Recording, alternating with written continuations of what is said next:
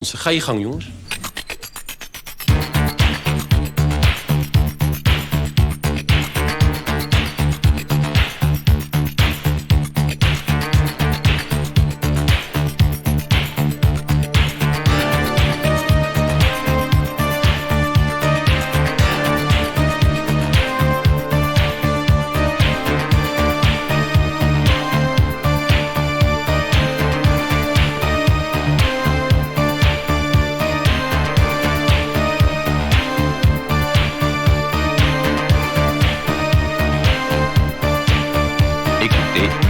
Répétez.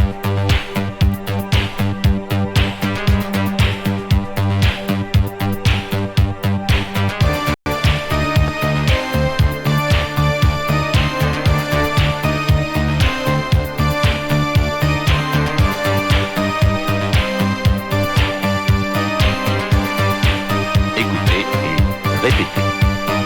Amore. Amore.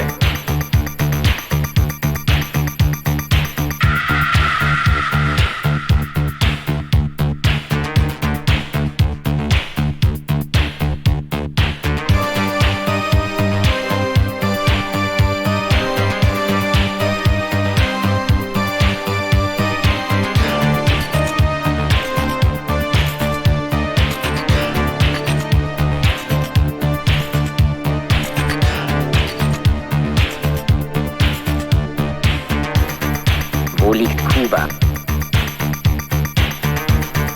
Wo liegt Mexiko? Wo liegt Kuba? Wo liegt Mexiko?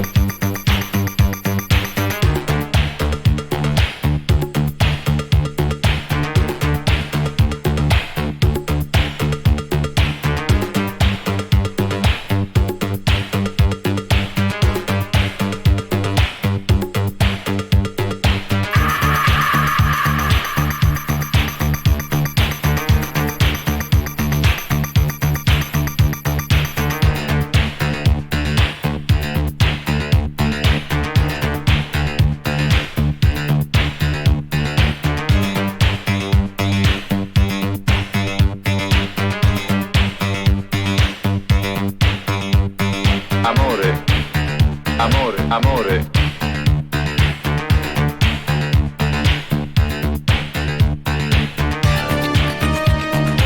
Écoutez et répétez.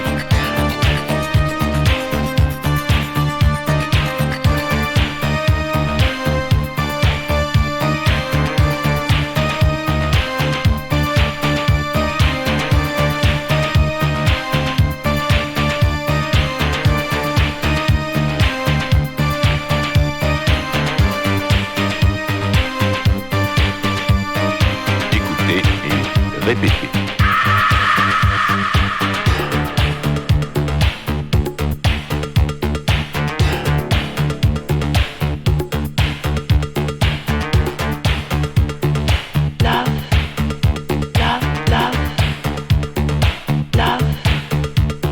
Amore.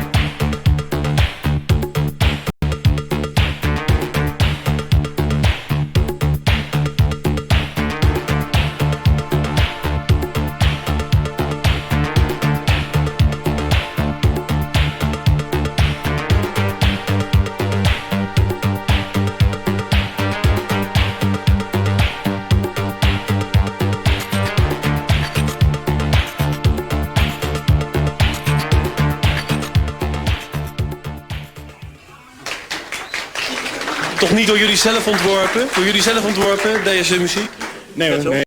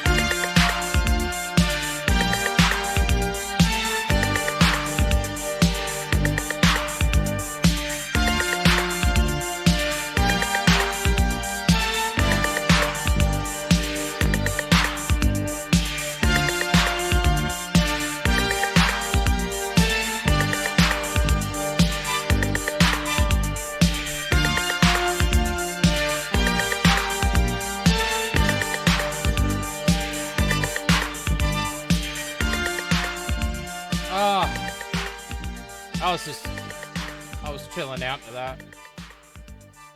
Even all these years later, I still really like that song. There's quite a few Italia disco songs, and Chatelet is not one of them. God damn it! That I really do enjoy still. Yeah, and that's one of my favorites. Mr. Flagio or something. It's like Ken Lazaro. He was pretty cool as well. I did enjoy his stuff. But anyway, welcome to the show. I hope everyone's having a good day. I've been fucking busy as fuck and been working really hard, so I'm tired and I'm over life. And so we are back with another stream. I know it's late for some people, and that's why this is more just talking about music. Yeah, there's some music production stuff, but we're just gonna chill out, listen to some songs, see how we go, talk about some other shit. I think today we're doing, what the fuck are we doing today? Unreleased bands and outsider music. I don't even know what outsider music is. I'm guessing this is going to be explained to me by, Skullkid. Let's get in our co-hosts. Oh, I've got a few bits from Monday Matt, when I was talking to him. I'll play that really quickly as well. I've made my first synthesizer. It's pretty much complete. It's not in a box or anything. The board and all the oscillators are all made though, so I'll show that off later. It's going to be one of those streams. I hope you stick around though. If you do have streams, if there's if you do have submissions, so any music that is unreleased that you really like, maybe really likes Meave songs from Bitwave. I like Drummer 828 music. I'm going to play some of that. If you've got something like that, unreleased, then dump it in stream submissions. If you're on Bitwave, I'll probably just see it if you put it in chat, because I don't have global chat on, so let's get going. The court cover that they did? How you going, ho-ho? Hey! Hello. What's up? What's cracking? That would probably be Ginger. He's on his phone. Oh, okay. You don't have you. I'll change it to push to talk. Give me just a sec. Oh, actually, no, that is going to annoy me. There we go. How is it going, chat? How are you all tonight? I hope you are well. Or this morning. That's pretty good. Yeah, it's 2:11 in the fucking morning, so I hope you all are doing well. I usually stream later than this when I used to stream on Bitwave, but I've just been too busy. I just and then I'm just getting home, and I'm either working on my synth, staying back at work, coming home and just being like, I'm too fucked for anything, or trying to get YouTube stuff done and trying to edit or making songs or something. So it's just hectic. It's horrible. Yeah, Right. I know the feeling, man. Yeah, it's basically like I just finished writing like the second to last song on the album that I'm working on. So like I definitely understand balancing that work and fucking YouTube. And that's kind of like why I've been like taking a break from YouTube for a bit. Like, hey, like yeah, YouTube's cool and all, but I have other projects that I want to do. Yeah, that's it. And you don't want to just be chasing after Duck Ninja forever. That's why I thought I'd have you on, because you said that you were sort of moving on and that you're into music and stuff. I was like, oh yeah, that sounds interesting. I'd like to have you on. So what sort of music do you make, Ninja? Um, I make a little bit of everything. I wouldn't say that I'm proficient in everything. I really like writing like I like writing jazz for sure, and I'm actually talking to a few people about making a jazz band. I also write a little bit of rap, and I'm working on a entire concept album for like new metal for a buddy of mine. Oh, cool. Oh, you get along Are with you Skull. are you down with the Bye Boys? What's your flow? What's your flavor? The Bye Boys. I don't think I've heard of them, but Have I take it you don't listen to SPCC then? no, I don't. If you had to spit a bar though, since you're into rap, you want to give us a sample? I mean, I could, but like, eh, not right now. Like, in all Okay. honesty, like, I'm writing this, but like, a lot of what I'm gonna be doing with this album is gonna be like, I'm gonna either cut the song and then rewrite it because like nothing's definitive right now. I'm working on trying to get someone to help me produce this. So like, if anything, this is maybe the rough draft version of the album, and then I might put it back because there's this. I have a concept for something that I've been wanting to do for a while, which is like a jazz contemporary concept album of like a perfect utopia, if that makes sense. Mm. Yeah, yeah. So Yeah, like, well, I mean, like, not every rapper or person who likes rap has to be like a freestyle genius. We're not Sway in the morning here, you know? well, I like the thing is I like to freestyle. It's just like one, it's 2:14 in the morning, and two, I've maybe slept like 3 hours in the last 3 days. So like my brain is kind of just like, hey, fuck off, bro. Like, come on, don't do this to me.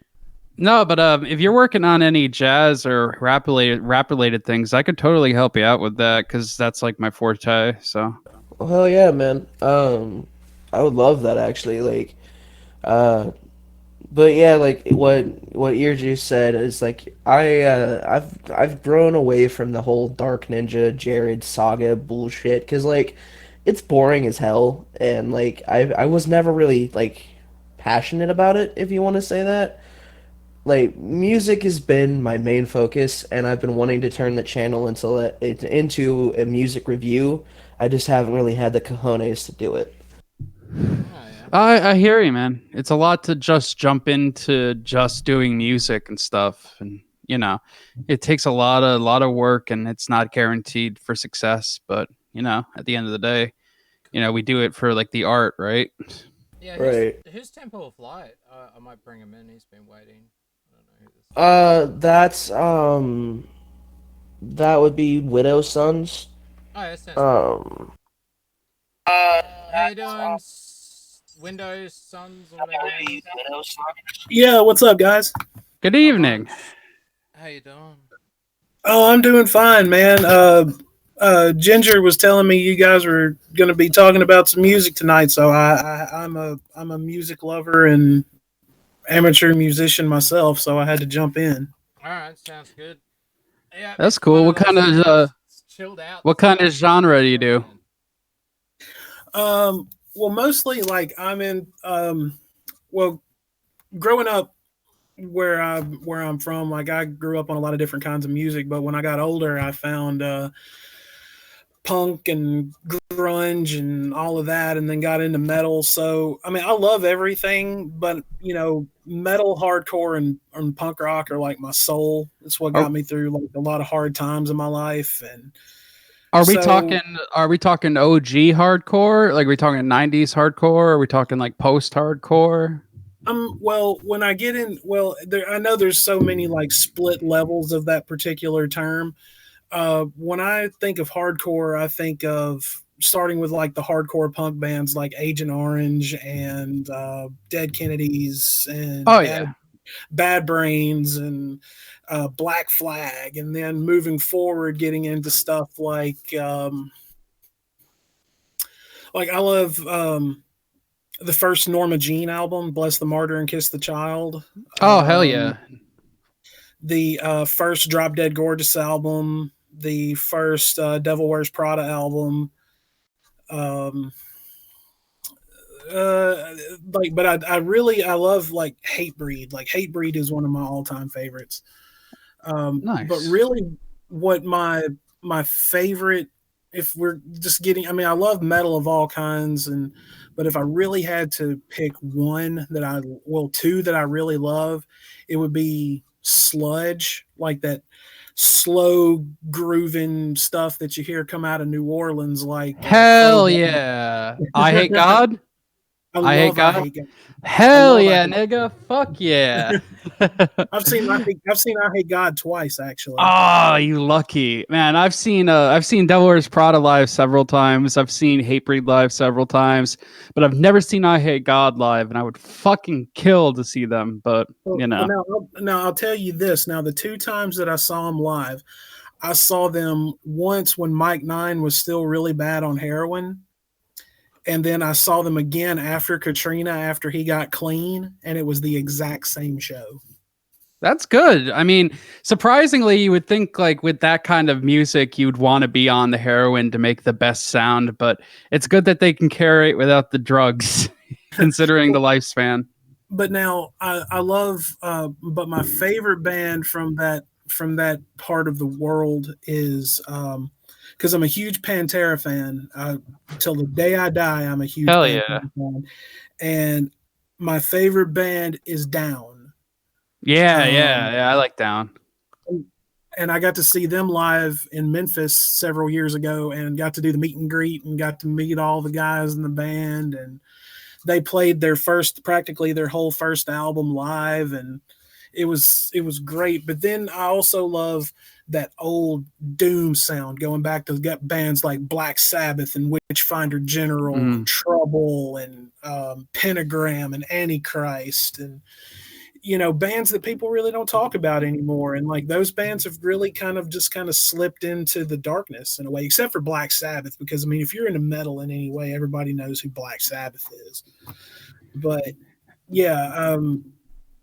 yeah, give me just those bands who tune low and play slow, man. That's what I really love. Now I love, like, now Ginger, he makes, you know, he does rap and everything, and I've heard a little bit of the stuff that he's done, and it's really good. I'm more into the old school stuff like Biggie and Pac and Bone Thugs and old Ice-T and Ice Cube albums. And well, speaking of my rap projects, I actually working on this album, I kind of like stepped away from modern sound, like you know, and I kind of wanted to like challenge myself. So what I did was I set the album that I'm working on is called Restitution. I'm 3 years sober. I'm a recovering pill addict, and I made this album kind of like a reflection of like that time in my life.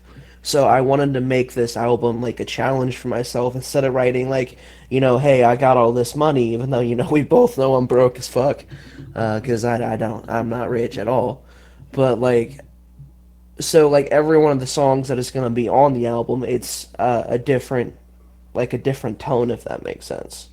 And like as metal wise, I grew up like listening to like AC/DC and you know, Metallica, Black Sabbath, all of these things.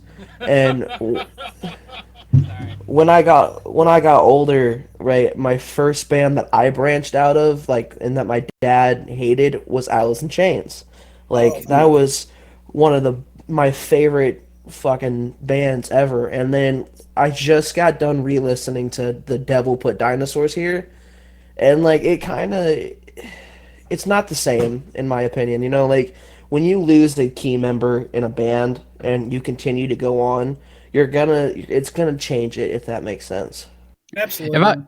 If I can bridge your guys' interests between Temple and Ginger, I would recommend one of my favorite artists. If you want to take that slow, kind of dirty South kind of vibe of sludge metal and mix it with old school sounding hip hop, look up DJ Screwed shit. He has some great tapes from back in the day. He's a pioneer of chopped and screwed sound, and it's a big component of Southern hip hop, but it's fucking good. It's just really dark sounding, a lot of the songs, and they're very slow and kind of druggy, but I feel like that's where your guys' interests would like meet at like an intersection, if I had to suggest. Right. Hey, EarJuice, I'm trying to find the stream, man. So I have a few people that want to watch it, and I can't find. Oh, yeah, sorry. I didn't actually send out the link to anybody. I totally forgot. Right, like I'm trying to find the link so I can, yeah, like so people can watch. Sorry, I'm just off with the fairies. People are watching on Bitwave. You know, that's what's important. I'll Now, just wait. Now, one band that I really dig, their was Skullkid. Yeah. Am I saying that right? Yeah, Skullkid. Okay. Have you ever heard of a band called Uncle Acid and the Deadbeats? I've heard of them, never listened to them, but I know the name. Go and now if you like that Sabbath groove sound, go and listen to those guys. Now, their Bloodlust album, their first one that they ever put out, if you go and listen to that before you actually see when the album actually was released, you would swear that these guys were straight out of like the mid to late 70s. Uncle Acid. I'll have to check that out. You know, speaking of doom and sludge, if I could recommend a really good modern doom and kind of sludge, more doom band, Bong Ripper. They make some of the heaviest, slowest shit. Hell yeah. They're like right up there with like Electric Wizard and Sleep and yeah, dude, their Hail Satan album, the one with like all the demons and shit in the car. Oh, it's my shit. I take a lot of influence in my band. Like our early stuff was super sludgy. We took a lot of influences from like bands like Black Tongue and mixed it with sludge metal to kind of make our own little sound. Now we moved on to more like Rage Against the Machine style funk metal, but I still have a soft spot in my heart for fucking sludge shit. Oh, like, see, now I've seen a lot of the bands from New Orleans. Like, I've seen I Hate God, I've seen Down, but there's one that still eludes me that I still, every time they've come close to where I live, I've never been able to see them live, and that's Crowbar. I love that band. And, there's just something about that's where that whole like thing about tuning low and playing slow came from, you know, because if you listen to their albums like Sonic, I mean, how can you not like album titles like Sonic XS in its purest form?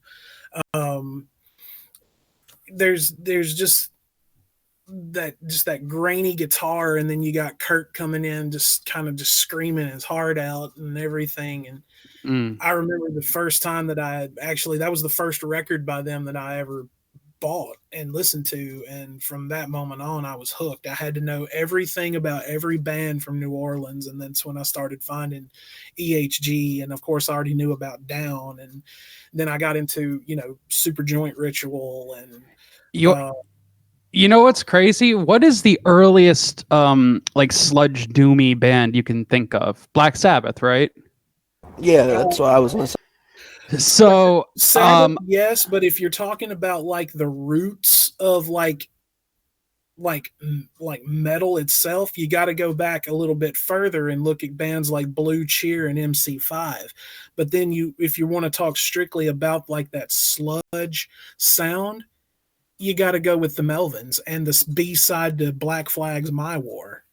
I have found a fucking band that, while they don't call themselves sludge or doom, from 1967 called Clearlight. They have a song called Street Singer, and that intro guitar is so fucking dirty. It sounds like it could be like a 1970s kind of Black Sabbath-y band, but a little heavier. And I've never... It surprises me, all the things you can find of all like the lesser known artists, and it's like, wow, that's like right there. What's the name of the song? Street Singer by Clear Light. It was actually sampled in a JPEG Mafia song. JPEG Mafia is like a rapper, and he sampled the intro guitar bit, and it's really that's what heavy. that's from. That is what that's from. Yeah. Oh shit.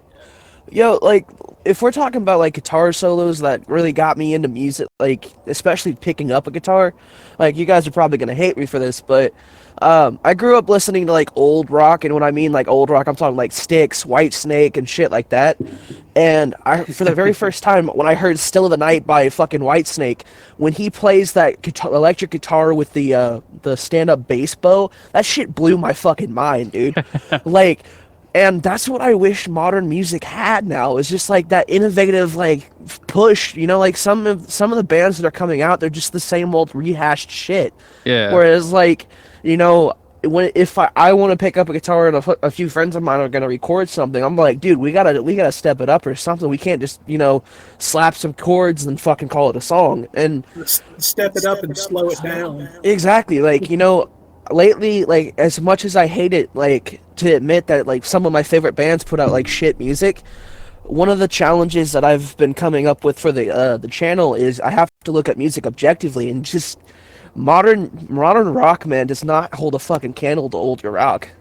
Well, it's been so neutered and watered down throughout the days, and everyone is, especially in the metalcore and post-hardcore community, everyone is so focused on, well, we have to make it sound clean and polished, and we have to put in a catchy hook now. And I'm the complete opposite. With me, I just say, fuck it, let's make it as dirty sounding as fucking possible, and just say fuck it. Right. See, like, I've always seen metal as like everybody plays like rap music for party songs. Like, dude, if I want to go to a good party, I'm hoping they play like fucking metal. Like, that's what's gonna get me into that mood. Like, I remember when I was like 9, I went to my first concert and I got to go in the pit. Like, my parents did not give a shit. I went into the pit and, dude, somebody snuck a fucking wooden baseball bat through security and was just smacking people's kneecaps with it. I fucking miss moshing so much. Ever since I ended up in a wheelchair, it's like, I see the mosh pit and I'm like, let me get in there. I don't know. I think there's some bands that are, you know, that have a distinctive sound that I've never heard before. Like M83, I really like. Well, that's one thing. Like, you know, a lot of bands do have, they do have that distinctive sound, like Slayer. Slayer's got that sound. Like, when you hear Slayer, you know it's Slayer. Rest in peace. I don't know. I've just had a lot of because most people that I've worked with play guitar, because everybody fucking plays guitar.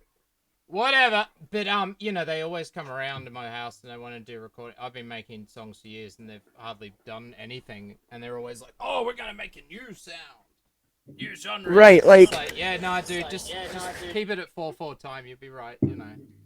Right, like it's just like the stereotypical musician. I pick up a guitar and I can play it now. Like, I want to challenge myself to learn something other than guitar. Like, I'm fucking with drums. I don't own a set, but my buddy does, and I've been fucking with that for a little bit.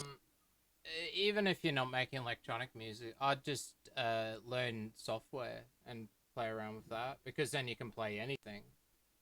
Right, like, but the thing with me is, like, I feel nowadays, like, the music industry is just turning into people using a keyboard to make music, if that makes sense to me. And I'm just like, it's all auto-tuned and overproduced. Right. Like, my thing is, like, what the fuck happened? Let me come on in with the whole thing, because you said auto-tune. What you mean is pitch corrected? Like, auto-tune is actually like a thing where you kind of put it up a chord and you sing the notes in that chord or that particular scale. Yeah. Whereas pitch perfecting is dragging them manually to the thing and making it sound like less wibbly wobbly. I know it doesn't make much sense if you don't like know about like the production techniques, but autotune's an effect, whereas pitch correction is just something you do in post regardless. Yeah, I do it on purpose a lot because, you know, it's a style of music. Well, and heaps of vocoders, so that's basically what a vocoder is doing. Pitch correction, like, I don't really have an issue with. Like, if you're like, that was one thing. Like, if you go back to let's take Metallica's Black Album for example. When yeah, so if you go back to that album, and if you've ever watched their documentary, A Year and a Half in the Life of Metallica, when like the first part they were recording the album, and then the second part was when they were touring on it. When they were in the studio with Bob Rock, that was one thing that I noticed. Like, James would be in the booth doing his vocals, and then he would stop him, and he had one part on the board. It was another device that he was using, and he was basically pitch correcting James's voice. He'd make him go back and do certain parts again, but he was basically, it was I guess it would be like major usage of pitch correction, I guess you could say. But that's why that album sounds so clean.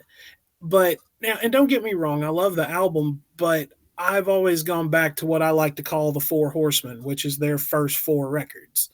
And that's where they were at their tightest, their rawest, and their heaviest, you know. And they didn't have this overproduced stuff like they did with Bob Rock. And to me, Bob Rock was the death of Metallica. After, you know, Load had its moments, Reload had its moments, but after that, like, they just kind of went downhill. I would argue that Lars is the downfall of Metallica, actually. I gotta agree with you there. Like, well, I think that, yeah, Lars. I can give you that to a certain extent, but, you know, when I was like 14, 15 years old, and I was actually listening to those records and everything, like, the Black Album was the first one I heard, and then I went back and found their older ones. But Lars was the reason I started playing drums. Like, he was the reason, like, I wanted to pick up a pair of sticks and start playing. But then when I got into like Pantera and I heard Phil Anselmo's vocals, I was like, I want to keep playing drums, but I'm going to put that on the back burner. I got to pick up a microphone. Because that dude right there he was the reason I picked up a microphone. And I'd auditioned for a friend of mine's band way back in the day because their lead singer had quit. And they brought me in, and they're like, okay, we're going to jam with you for just a little bit. And wanted me to bring 2 like songs in, and I did those. And then they called me back, and they're like, okay, we're going to do a jam session. I'm like, all right, cool. So I came in, and they're like, all right, man, this is all you. What do you want to do? And I'm like, anything. And they're like, anything. I'm like, okay, let's do I'm Broken. And they started playing I'm Broken. And like, we did like Pantera tunes and old Atreyu tunes and all this other kind of stuff. And by the time it was over, they're like, it's between you and this other guy over here. And then before they made their decision, their lead singer decided he wanted to come back. So I didn't get to join. But yeah, but no, that I picked up a microphone because of Phil Anselmo. And when I saw Super Joint Ritual live a couple of years ago, I actually got to meet him and hang out with him for a while. And, you know, getting to meet somebody that you've looked up to since you were 15 or 16 years old who inspired you is amazing, you know, because you get to look them in the face and tell them thank you. And that was, you know, that was a big overwhelming moment for me to be able to talk to him about music. Like, because of him, that's where I found bands like Portal and Righteous Pigs and Godflesh and all of that. So alrighty, I think that was a good talk, but we do need to play some music and other shit, so let's get moving on. Before we go, am I still live in the Discord? I hope so. No, of course not. This bloody Discord thing, I don't know what's wrong with it. Oh, now I can't hear anybody. Well, if you guys can hear me, I can't hear you, just so you know, co-hosts, or whatever you call them. God damn, that's annoying. So annoying. Anyway, also, before we go, I do need to advertise, what's happening this weekend. I'll bring it up, and hopefully, I will reconnect to the Discord. We're gonna have to quit out, I think. Alright, let's play this. I'm gonna have to jump out of the Discord and rejoin because I can't even hear my co-host. This is for this weekend on EarJuice. It's a real sad state of affairs. It seems that in preparation for coming on EarJuice to debate Stretch about why he's even more of a cuck now than he was before when the drama popped off first. It seems like Cog has died from eating just so many dicks from other people within the community.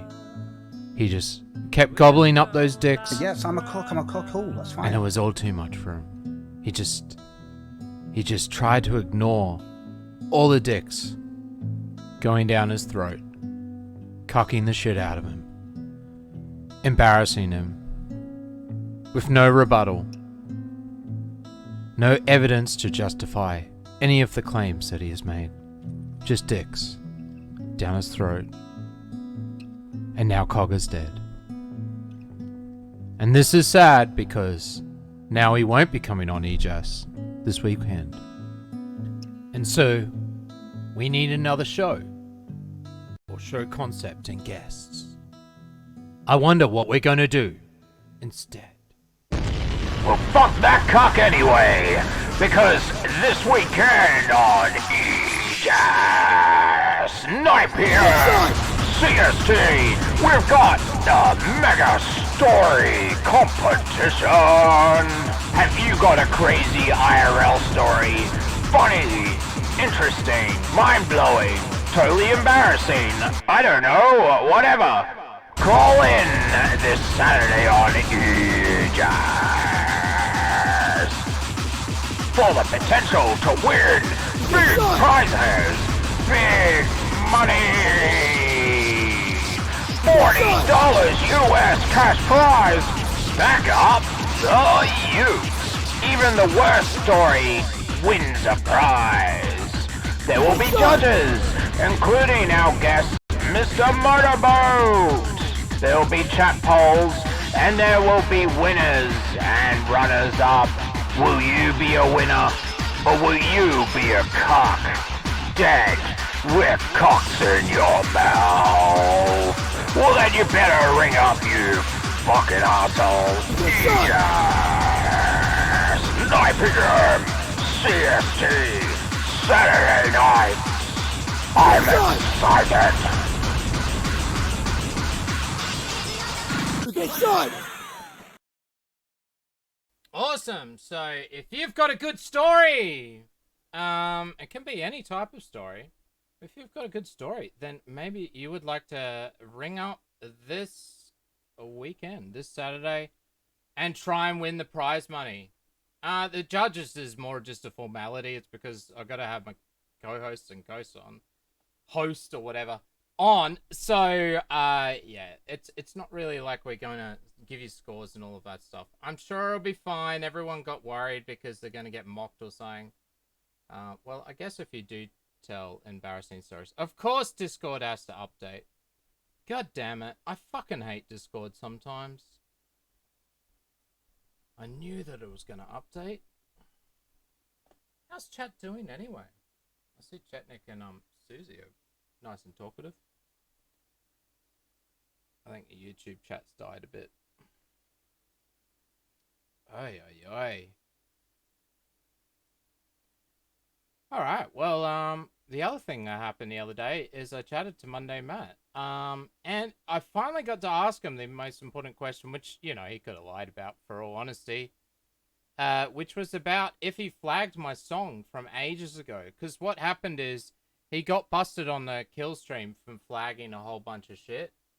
But then, and so got, you know, dissed and showed his report history. But then I used that audio from that kill stream to actually make a song. Then 30 Hello! Hello. Only 30 minutes after I made the song, it got flagged down, and the only place I'd shared it was on the Kumite and Mundane Matt's subreddit. So it was very, very odd. Yeah, I just had to download an update or something. Here, I'll try and go live again, guys. All right. You can hear us? Yeah, but while we're here, we'll just do this Monday Matt stuff, because I just sort of move on. All right, so this is where I finally... So it got flagged down straight away for hate speech, manually flagged. So I finally got to ask him, because that really pissed me off at the time, and that's why I ended up making all sorts of Monday Matt law stuff and other music and a whole channel called Channel Binks. So it was important. But here we go. You guys, if you go live, hopefully it'll work. Who booted me? Out of the We just gave you a swift. I gave you a swift but fair boot in the arse for But trying. no, like I think that American. Oh, Idiot fuck that! is I've been very wanting to well ask this done. question for years. Yes. I've been wanting to know this for years. You already know he's gonna say It no. was kinda, I know like, he's in probably my going to opinion, say no, but I don't felt care. like, I'm not going to get when I upset first about it listened at to this Devil point. Put I just want to know, Dinosaurs because here, I know he had Google I was alerts just on like, that. dude, this is Did not you Alice flag in down Chains. Like this song, it's just- Matt Jarbo? Can't have Alice in So I Chains feel- without No, I Vince didn't. Daly. I mean, it wasn't horrible. It's just I was super excited because you know they got a new singer. Is someone talking? Yeah, Ginger and Temple were. God damn Yeah. it. Fuck you, Ginger and Temple. I am going to mute you cunts. I'm trying to play a clip. Alright, back to playing the clip. I did not. Alright. You have to, okay, what you guys saw on the kill stream is legitimately what it was. It was, I think, a grand total of like 13 videos Yeah. over the span of a few months, over the span of like April to like July. This was after the kill. This was like a week No, after. no, no, no, the no. kill Hold on, stream. hold on. Actually, Look, hold on. We've Let me already clarify. established that those flags were heroic and beautiful, and there's nothing wrong with them. Whatever, man. It was dumb of me to do. But Do you know the how many thing was- videos of Ralph I flagged? Like, at least a good That's and amount that's of your it. prerogative, man. That's your prerogative. But it was I should have handled the criticism in a different way. Mundane Uh, Matt did nothing wrong. but the Mundane thing Matt is, did hold on. nothing wrong. Hey, can we Mundane hear Matt this, did nothing- please? In No. context of that particular line of questioning in the kill stream, if you have to go and listen to what Jim asked me. He asked me, did I flag down Godwinson and did I flag down Dame Pesos? Now, did I report Dame Pesos videos? Yes, I did. But the video in question that was actually taken down, no, I did not. Same with Godwin. All right, same with Godwinson. What a cryptic Swami. Oh no, I didn't take them down. I just reported them like it's some different thing. It's such bullshit. Anyway, he reckons he didn't flag me. The other thing I did want to show was his thoughts about the Christmas album, because there was all that thing with My Room Records making a whole Christmas album dedicated to Mundane Matt, even though it's been like, what, a year and a half since all of that bullshit happened? And then there was all the controversy with the Dame Pesos thing. So this is what Mundane Matt said about it. Yeah, whatever. And what do you And think then I about... unfollowed him on Twitter. Sorry. And what do you what Oh, do you no. think about the whole Christmas album and the fact that they're still poking fun at you? I don't. I actually, when I tell people about the Christmas album, because I bring it up occasionally, they look at me with astonishment and they're like, "Really?" And I'm all like, "Yeah, yeah." And what's Say really it. funny, You're pathetic. what's really funny about that though is I took a look. I took a look one into the guy behind it. I was kind of curious, and you know, like I found out more or less like the dude. He puts his name out there, right? And I don't want to dox him, but Oh, you can dox anyone you want. I don't want to do it. I just found out. I found out where Warrior I found out where he Jarbo. worked. I found out where he worked, and I just had to sit back and laugh my ass off at it. because it's the most hypocritical shit. Okay, tell us where he works at least. Come you don't on. have to dox Well, him, what does he do? He works for a religious organization. Oh wow, It's not that bad. But what organization? Well, I'm not going to say, but it's It's got to be Scientology. Is it the Seventh-day Adventists? It's you're close. You're close. It's not the Scientology. Mormons is the only thing close to It Seventh. has to be Mormons. He's a pastor. He's an assistant pastor at his church. What? Yeah. What denomination? That's I don't know if that's true. Did you know about that? Do you know about the Christmas album and My Room Records, guys? Like Skullkid? Did you? I was familiar. I was familiar about it. From what's his name? Mexican boy. Yeah, Dame Pesos, because that. Dame. There we go. And Matt was pretty pissed off, like because he was basically trying to call him a pedophile in music for no reason. It was just like, I just want to call him a pedophile in a song, so yeah. It was weird. Monday Matt totally admitted to going and actually like finding out about people. I wonder if he looked into me at all, found my docs and stuff, because that's what he would do. But, I mean, if I was Mundane Matt, and I was like that paranoid to like have to look into fucking people, I would be looking into everyone I fucking talk to, or at least looking up surface value information. Well, it's weird. Like, imagine like you do something dumb online, and then what has it been? Like at least a year and a half later, people are making Christmas albums about you still, when your channel's totally fucking dead. It is a bit. And odd, I guess, when you see it. I can understand being upset about that too, considering he put his face out there. Like that's a dumb fucking move. Like if it's one thing if you're using a pseudonym and someone makes a fucking Christmas album about you, but if you have an album going around saying that you're a pedophile and your face is attached to it, I can understand being a little bit upset about it. Yeah, it was a bit shit, but I guess I don't know. It's weird. It was funny. Like he respects the talent in like with all the stuff like Jarbo the Heart. Because Jarbo the Hutt doesn't really make any other music, but he makes Monday Matt songs and Monday Matt videos perfectly with his software that he has. And the software he's built all himself, and it automatically downloads Monday Matt's videos as he uploads them, scans all the words, and cuts them up for him. So all he has to do is type in the phrases that he wants. I thought anything that he wants to say, basically. I thought Jarbo also did music about Wings of Redemption too. No. He's done ones for Sargon of Akkad, but no, that's someone else, yeah. Okay. Yeah, I always asked him, I was like, dude, you could do so much with that software just by scanning other channels, and it's just like, no. He just has this thing for Monday Matt. It works, right? You know, it'd be he could be one of those guys that make like a ganbreeder.com. It's like where it pulls random images, meshes them together, and makes like a randomly generated image. You could do that with music. That'd be cool if he could fucking come up with a software like that. He sounds like he's, got some fucking talent when it comes to coding. Well, he's thinking about making a free shareware, but then he sort of illegally got the coding software that he used to sort of make what he wanted to do with it. So it is his own, but then it's not. I think the coding base or whatever program is probably not, something like that. I don't know. It's interesting though. It was good. Yeah. I did enjoy talking to Monday Matt about all the stuff, because he was calling everybody a piece. Oh, that like Jarbo the Hutt. Oh, he's a real piece of shit. Oh, Dome's a real piece of shit. But I respect their creativity. I respect that they're good at editing and that.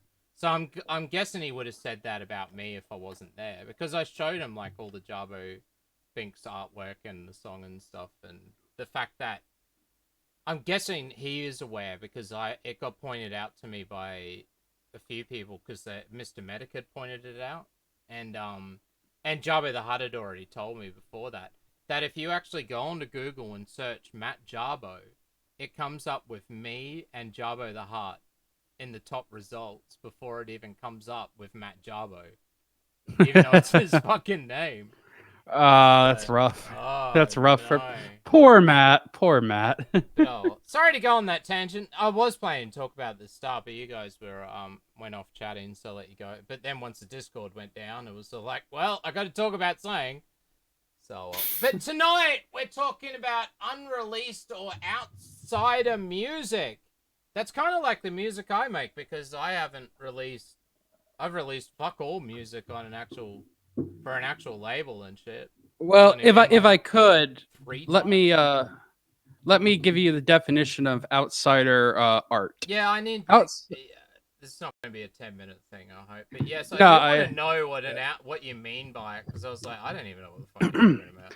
Outsider art is art by self-taught or naive art makers. Typically, those labeled as outside artists have little or no contact with the mainstream art world or art institutions. In many cases, their work is discovered only after their deaths. Often, outsider art illustrates extreme mental states, unconventional ideas, or elaborate fantasy worlds. Yeah, So that should give you an idea. Mic is too low now. God damn it! I thought it was too loud. Now it's too low. I'm turning it up. Fuck you all. You seem fine to me. Yeah, See, I've always the output of the stream or something. I don't know. I've always kind of felt like outsider music was just, even though it may be well known to a lot of people, or people have heard of it, it's not for everybody. Is that better? Not the same to me, but I mean, if it's better for stream, it's better for stream. Yeah, it looks better in OBS. Yeah, I think it's the OBS. Because Discord, remember, compresses and stuff, so it just sounds the same for you guys. So is G.G. Allen fucking outside of music?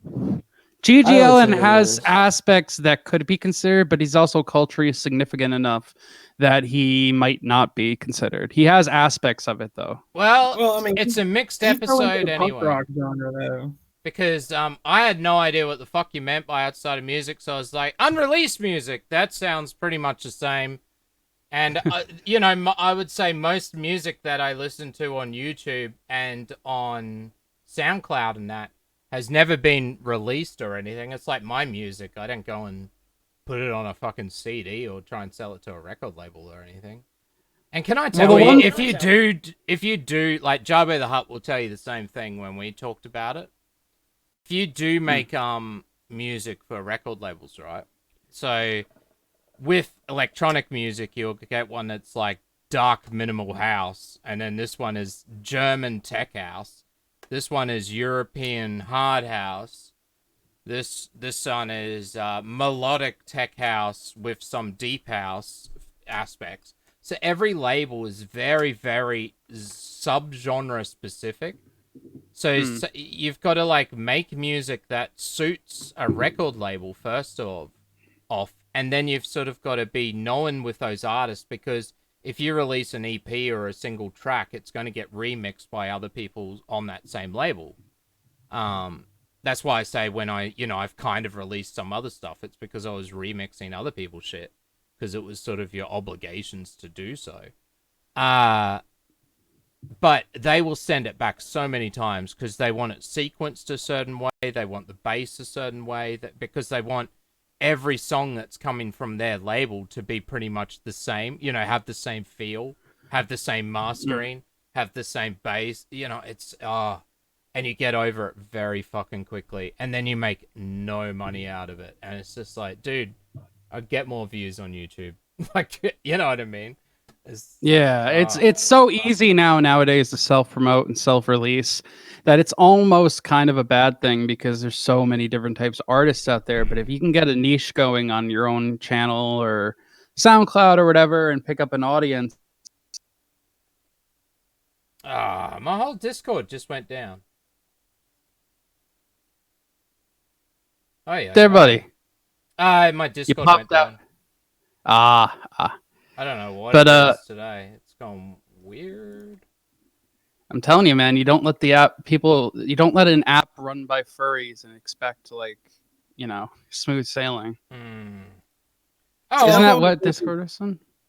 Hopefully Ginger, what's your name? Ginger Jesus bought some music as well. I'm going first because I'm a rude cunt. I'm gonna play one of my favorite people off SoundCloud, because I don't really go on SoundCloud much. Of course, it's Drummer. I like Drummer's music. It is actually quite good. I wish you would actually make more of it, rather than as this Justin stuff. But you got to play to the crowd. Anyway, this song's only 2 minutes long. Is everyone following along? I think Ginger Jesus, you're probably going to need a link or something. I'm watching the stream right now. Oh, okay. Otherwise, what I can do is I can start copying and put these in stream submissions, and then you can just follow along. That's the other option. Oh, and you don't have the Chetnik's, audio from the screen going in? Yeah, and Chetnik's posted some stuff. Oh, Ginger's posted some stuff. Awesome. Well, we're halfway there. We've actually got some shit. All right. Well, this is Chic Chic or something like that. I don't know. It's a good song. Let's have a listen. 2 minutes.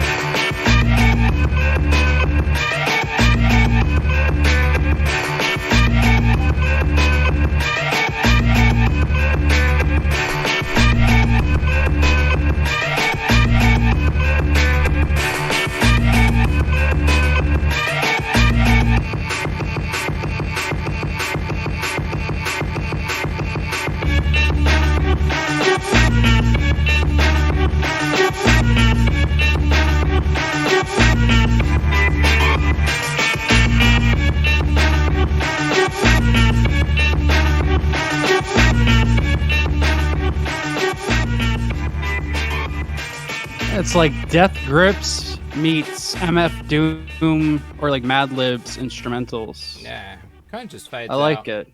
Yeah, it is good. I wish it went for longer. Yeah, sorry, I don't know what I was thinking. I should have played the music video because it's much more interesting. But oh well. It has anime titties because that's what people on Discord love. Anime. Yeah, so can I my Discord went down again. It's every time I go live. Discord doesn't like you tonight, doesn't he? It's every time I change the tab on the browser, it closes Discord. We're just you guys are just gonna have to watch with the stream or follow along with the stream submissions. So what we're gonna do is I'm not gonna go live anymore because fuck that. Because this is the third stream where it's just caused so many issues. Yeah, I'll just pop up on the. And we don't have Hef here because he's a whingy fucking bitch. I mean, no, Hef's my favorite co-host. Yeah, so I will just put stuff in stream submissions, and then you guys can just follow along that way. Sorry. Anyway, yeah. So with what I was saying about Drummer though is he doesn't actually sequence his music at all. He sequences it. Well, he sequences it live. So rather than putting it into a sequencer. He will have one of those Ableton controllers. What are they called? Ableton Push or some shit? A beat pad. Basically, yeah. He's got a few different ones. I don't know. I don't use Ableton, so I'm not sure. But it's like these things here, and so he sets, it's like this. Yeah. And so each one of these would have a loop or a change in loop. So like this might be one sound. But each button represents a different sequence, so he sort of just changes them that way, and he does it all live, so it's pretty cool. I do. Kind of like a beat maker. Well, no, because it's hooked up to his DAW, and so everything is just is just loops basically, and all this is doing is controlling those loops. So rather than copying and pasting the loops in a song like I would. and put in your rises and your hits and all of those things. He just has all the loops, all his mixing desk or each channel, each sound, hooked up through this, and he just mutes and unmutes stuff as he wants to play it. So That's DAW, by the way, for us Americans, not door. Just letting you know. everyone calls them. It's GAY. Fuck off. Everyone calls them doors. All right, well, Tell who's me to fuck next? off. I think Ginger Jesus Faggot. is up next. Who are you showing tonight? Ginger Jesus. So I just ran into this band a little bit ago. It's like gay. a weird acid jazz thing. Sounds cool. Yeah, it's Sounds not gay. bad. I could not find that playlist. I need help. It didn't work. I'll have to search for it. Wait a minute.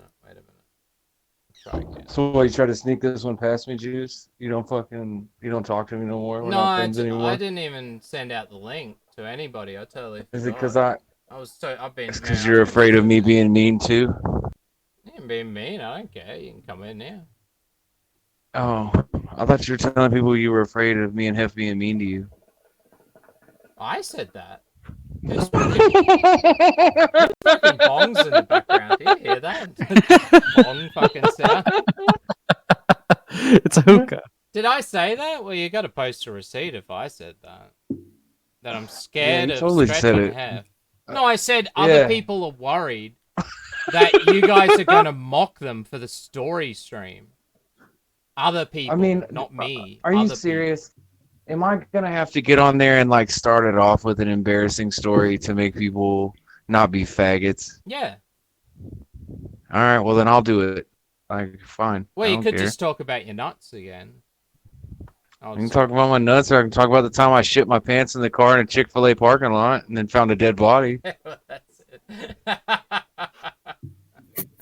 So, and then shit in the bushes about 50 feet from a dead body. Yeah, I know that story. It's a good story. I mean, what is I'm a trying to dead get my- body if not like compost? So, I mean, you just add into the compost heap. You know, it's a good Free story, fertilizer. but I didn't realize that people were gonna be afraid of getting made fun of. I don't know. Of course There's you're gonna get made there fun was of. some concerns that the story stream is just a trap because people are going to go on there, tell the story, and then just get completely mocked. It's just like, fucking hell. Like, oh no. Dude, I am fucking nice to everybody that comes on the streams. I don't know where this is coming from. This is just ridiculous. It's slanderous, honestly. Yeah, Sturge is always a nice guy. I ain't never made fun of nobody. That's it. Fucking Alright. patron saint. Let's play another song. Shut up, bitch tits. I've got the song. I got it working. So I'll put it in stream submissions. I am not going live in this fucking Discord anymore. That is a bad idea. If you want to follow along with us, then follow along. Here we go. It's called Banff Cold Breeze.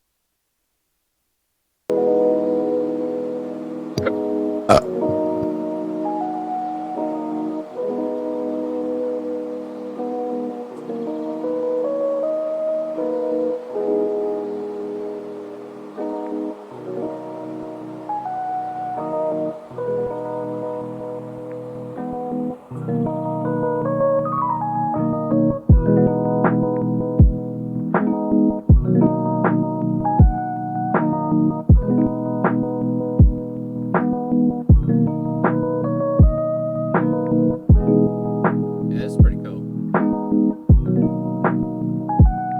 Yeah, I found this shit when I was high as fuck. Dude, Chet, I'm trying to get Cog on. I'm gonna make it happen, dude.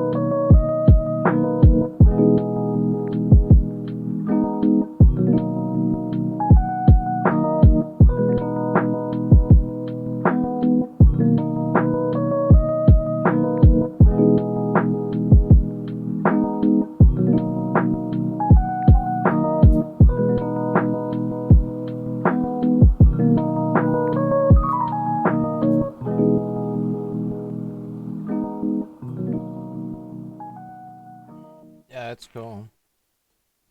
God, he's got a lot of bloody plays, doesn't he?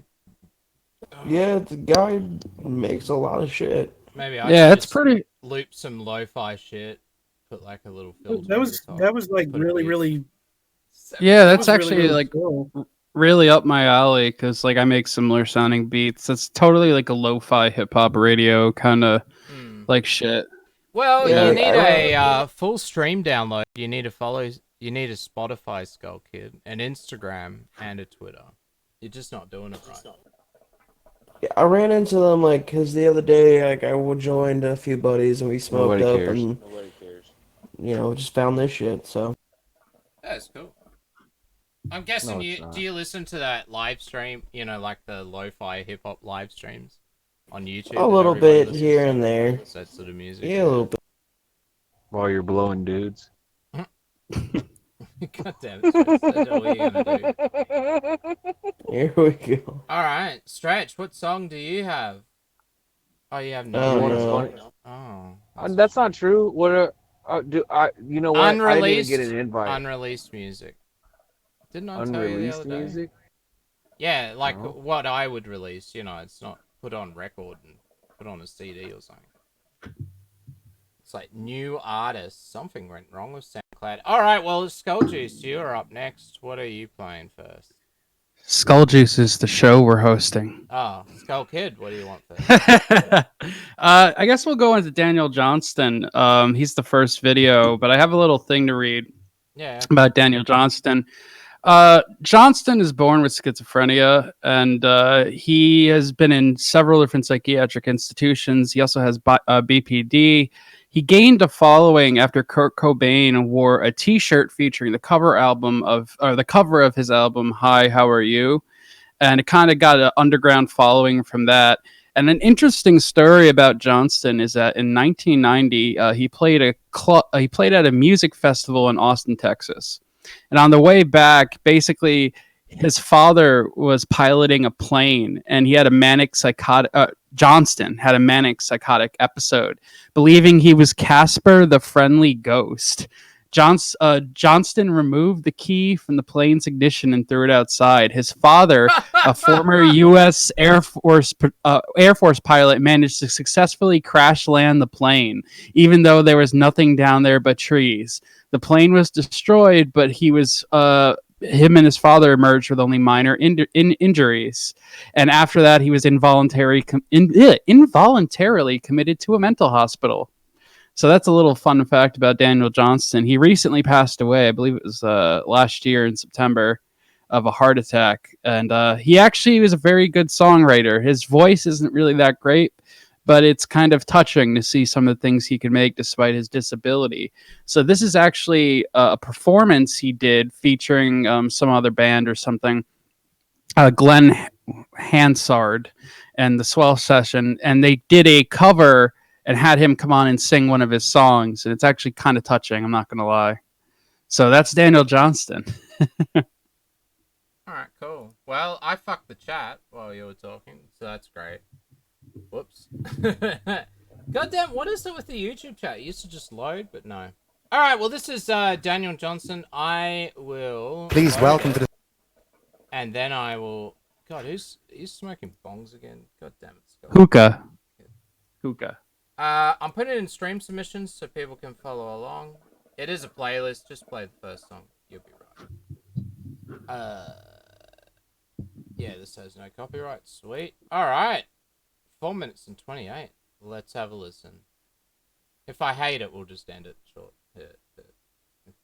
All right, 3, 2, 1. To the stage, Daniel Johnston.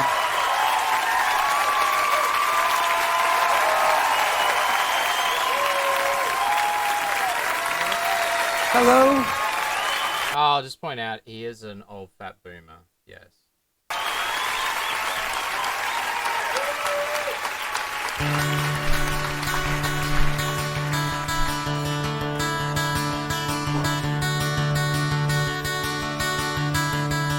If you have any songs of unreleased people outside of music, dump it in stream submissions or put it in chat.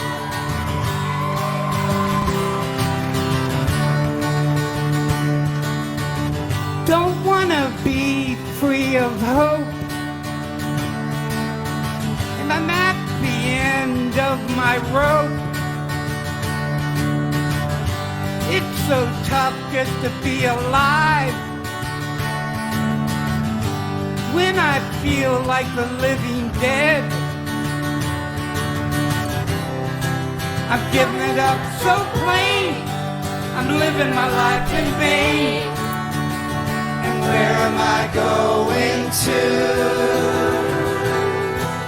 I gotta really try so hard to get by. And where am I going to?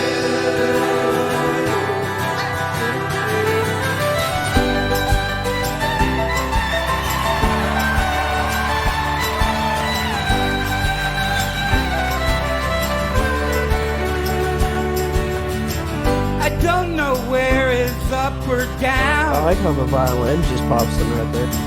And there ain't any love left around.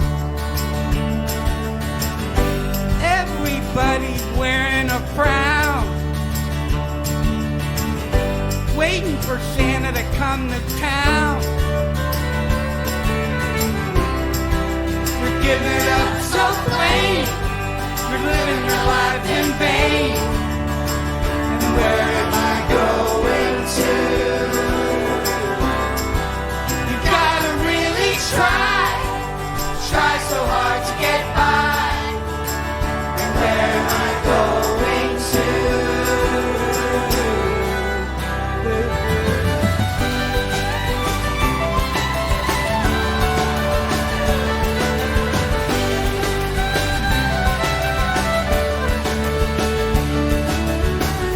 Flip on your TV, try to make sense out of that.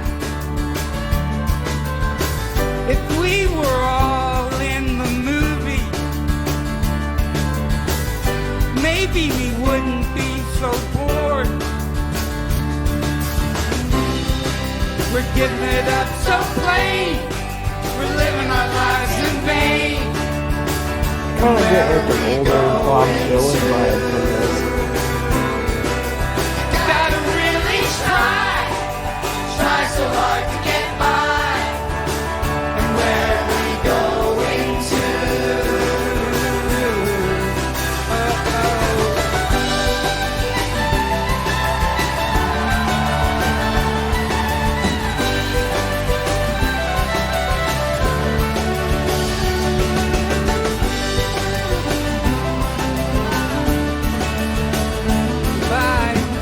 Goodbye, thank you, good night.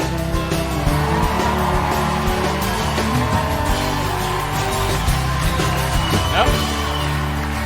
It's had enough. Giving it up so plain, I'm living my life in vain. And where am I going to?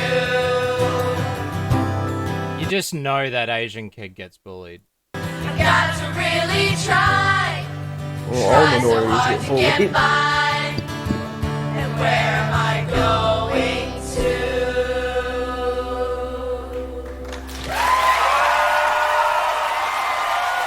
Daniel Johnson. All right. Oh. So one of the interesting things too about Daniel Johnston is he's achieved kind of a recognition among like people who are more in touch with like indie and outsider music. Beck actually covered one of his songs, and it came out really, really well. So yeah, that's Daniel Johnston. An interesting story. There's a. Oh, Did sorry. he write all that music, or Glenn? Yeah, just thought that he would. He played he plays guitar, and he composed the song, like the basic melody. They just kind of improved on it a little bit. He plays the guitar, the chord organ, which is an interesting little instrument, keyboard, and I think like piano and stuff like that.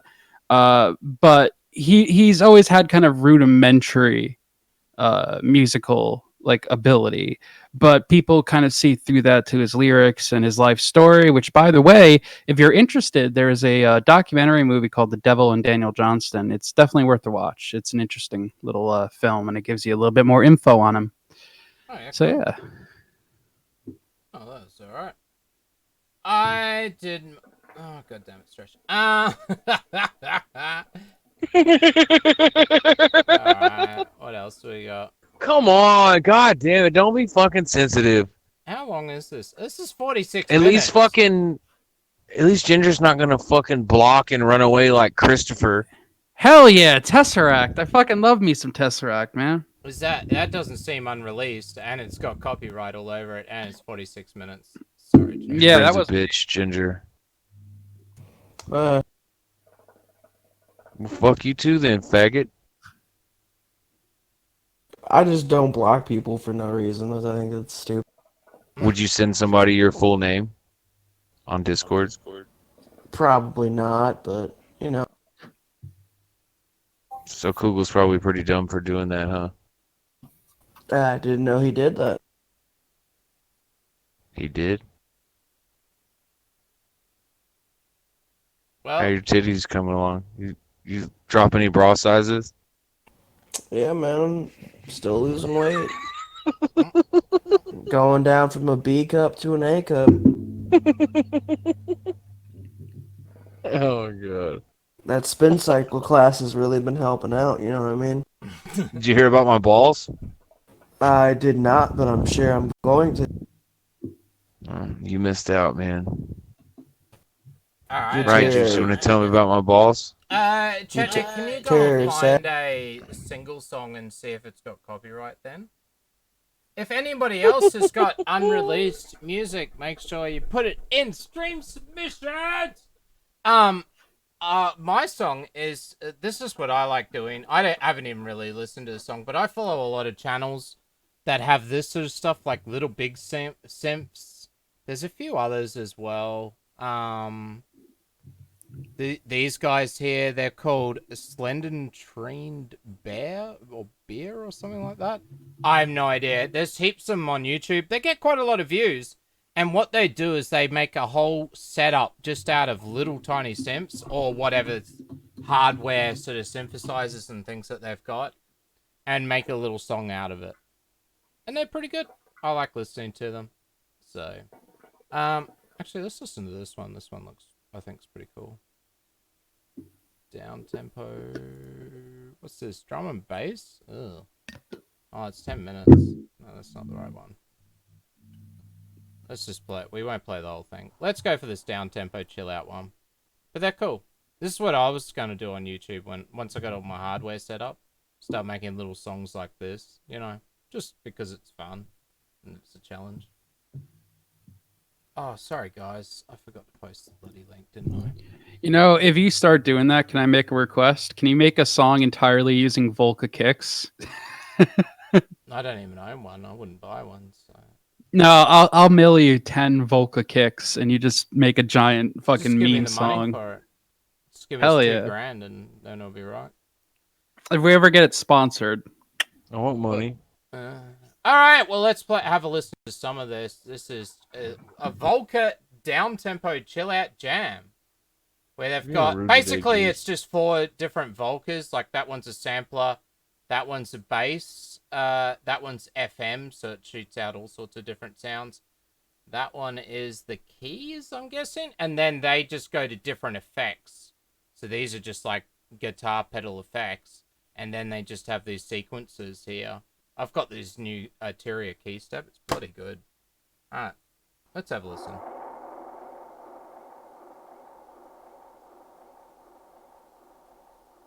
Nice and chilled out at least.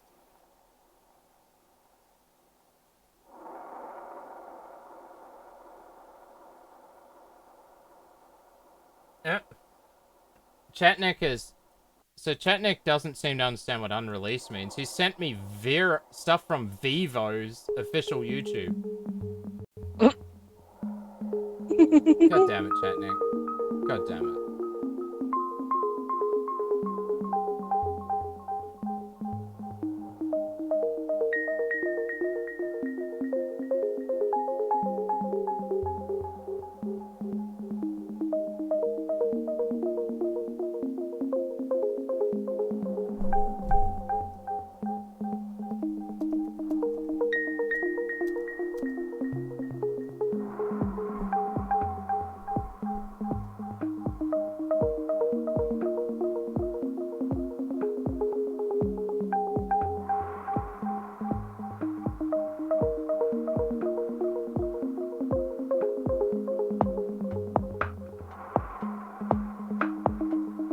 like that it's relaxing as fuck too. Yeah, it's cool.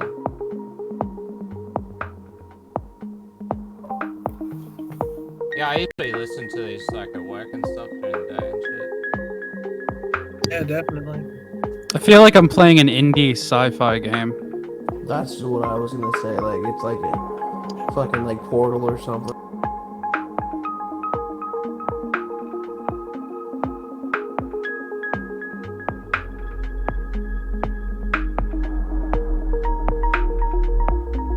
Definitely be some music to smoke weed too. That's for sure.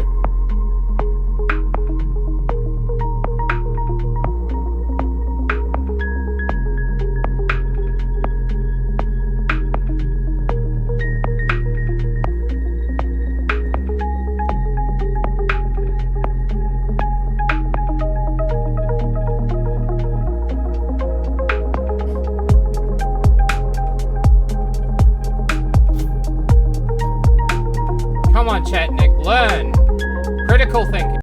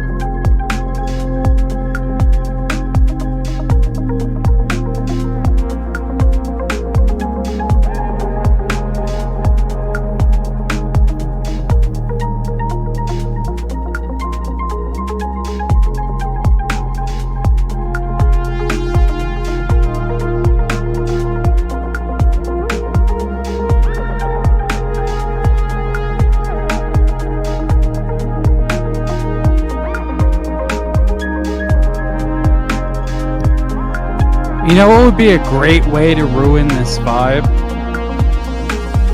Nigger!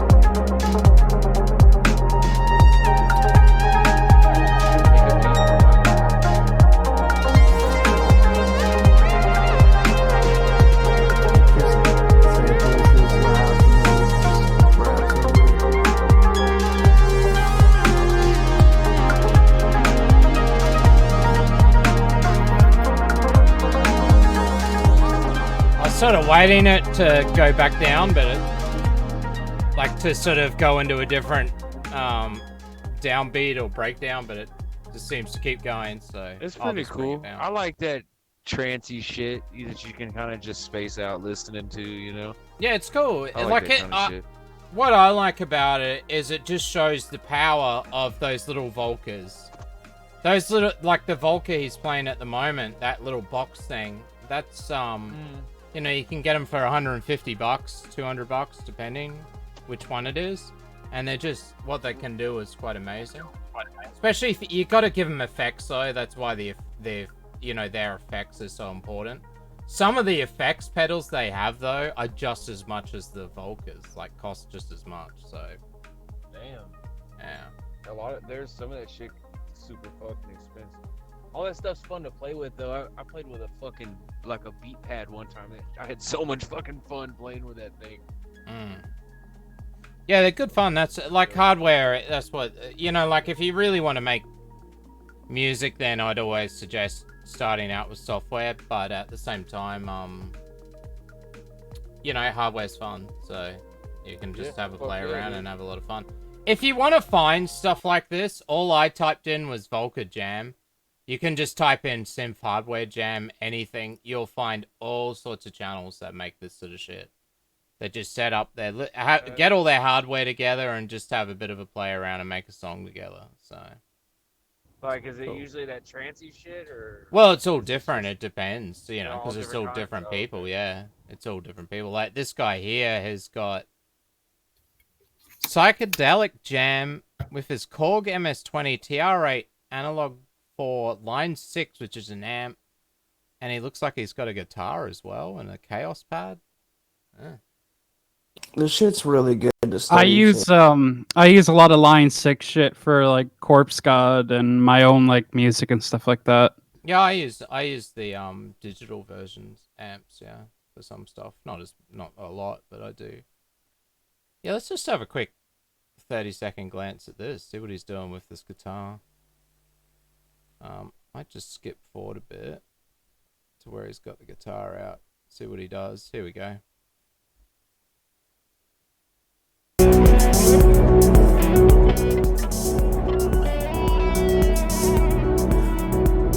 It's a bit weird.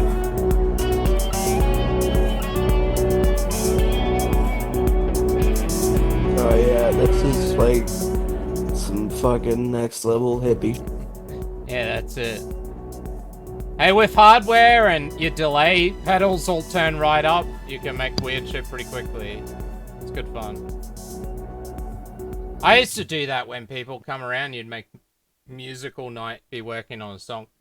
And at a certain point, you're just like, you've had enough and need a break. So it'd always just be like, let's make chilled out shit. And you just turn the delays right up. Just make the weirdest fucking music and everyone would just chill out and shit. Smoke drugs. That's like the best part about music though, is like there's no set way to do it. You could just fuck around and then accidentally make. Yeah, well, that's true.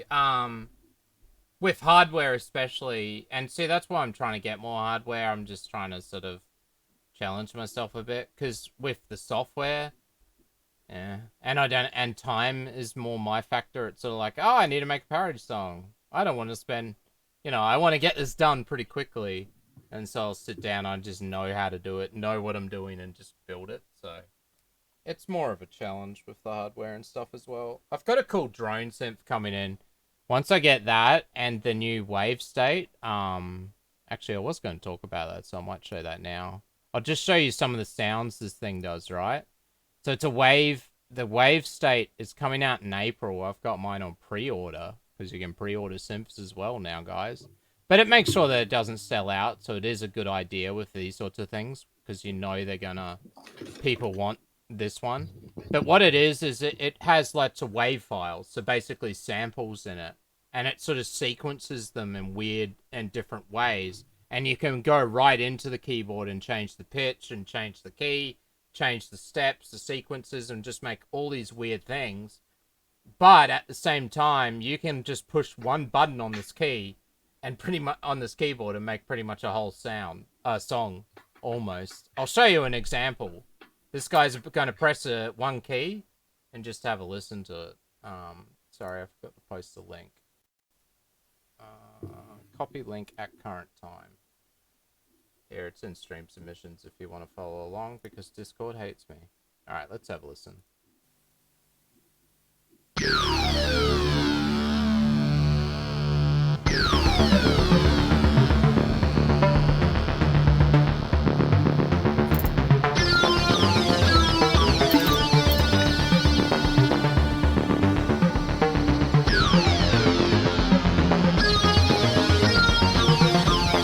Oh, dude, this thing is dope.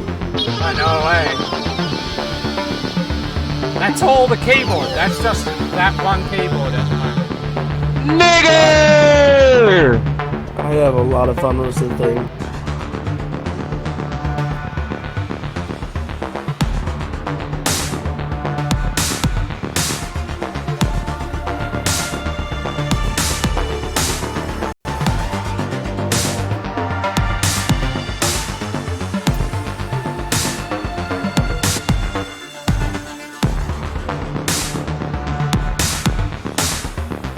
just makes me want to watch like an 80s movie or something. Yeah.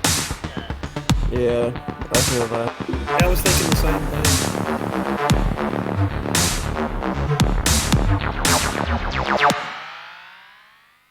There you go. Or like, you drop some acid and go to Coachella. Neat. Man, I can't wait to get it. It's like, I don't, like, some synths I'm always like, yeah, I'll buy that.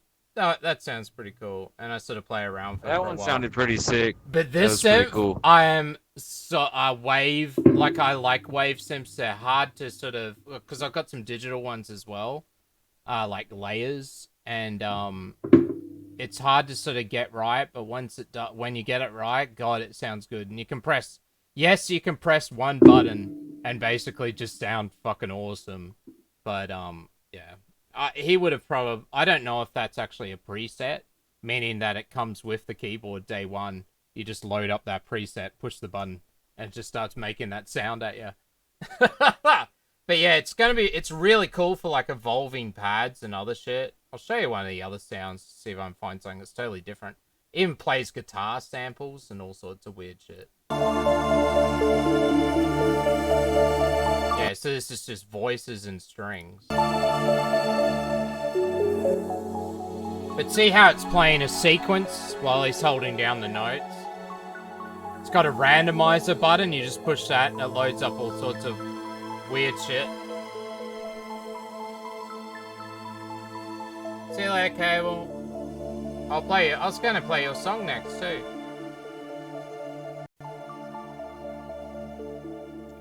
So yeah, you can make this like evolving pads and it changes. You can set up these parameters and randomizers so it won't ever just keep looping the same thing. It'll always sort of evolve and change no matter how long you're holding the keys for.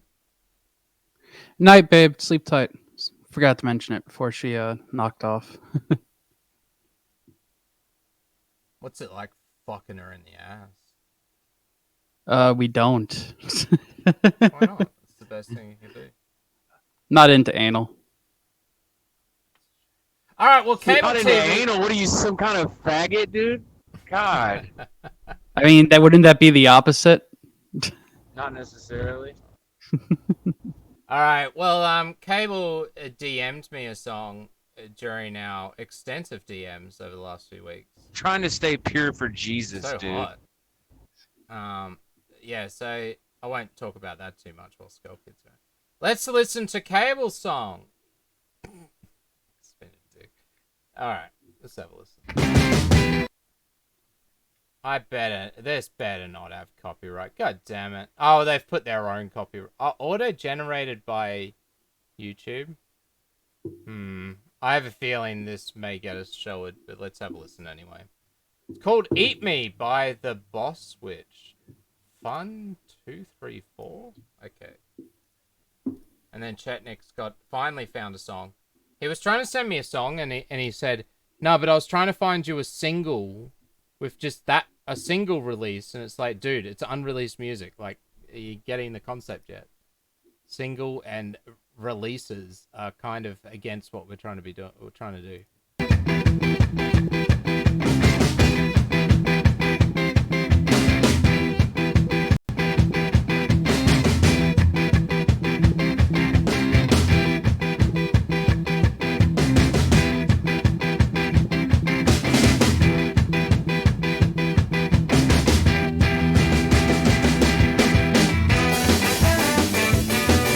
Sounds like something you would find in like a PlayStation 2 game. Yeah, I get that. I'm getting ska Warp Tour band vibes. Yeah, I can see that too. Yeah. My brother had those CDs. Ugh. Not my thing. It's not bad though. It sounds pretty good.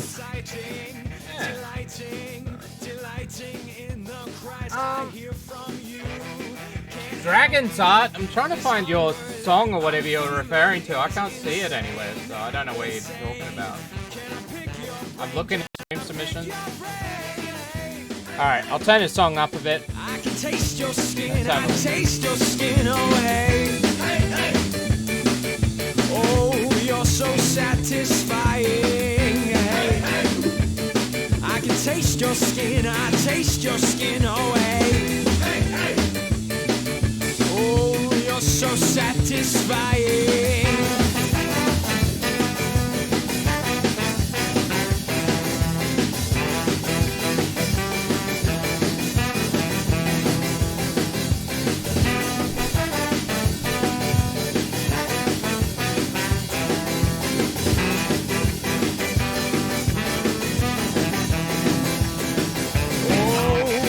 Don't hate me, what's left of you will soon be joining in. I feel like this could be like the intro song to like the next sitcom.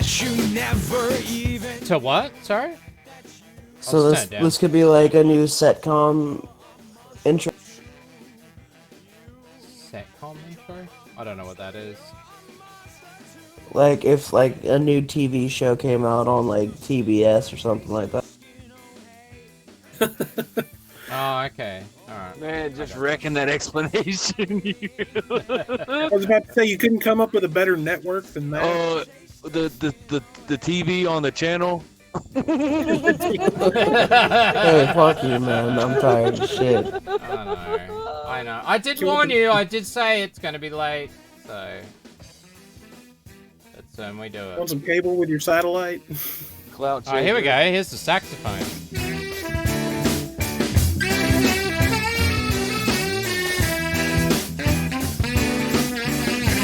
What is this, Inspector Gadget?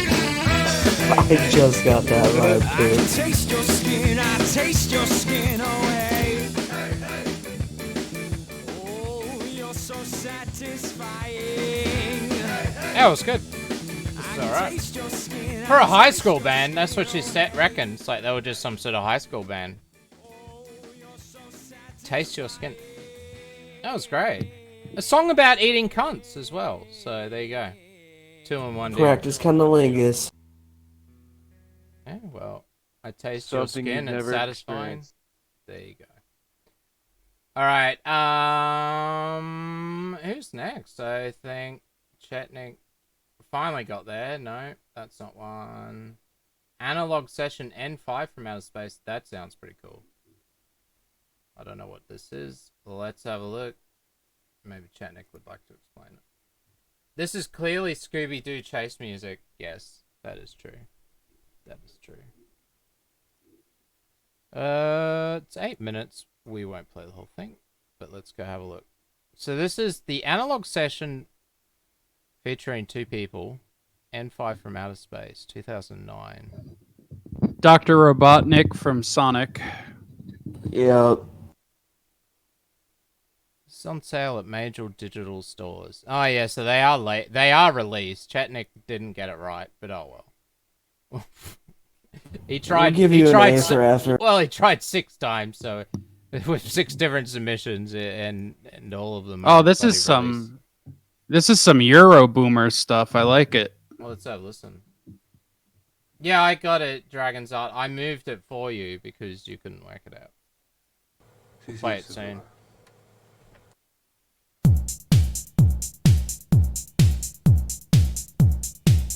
Oh, they got a modular set up. Is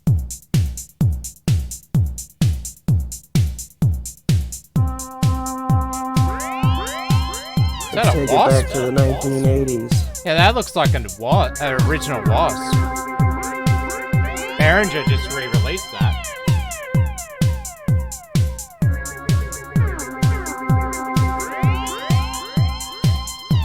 Like what my grandparents listened to in the clubs. Really? How old are you? Jesus. Dude, Ginger, just stop. Oh, that bass line, that's pretty cool. Grandma like 50. More like 80, but yeah. Whatever, nigga. You're like 20. 22. This is pretty good. I am enjoying this.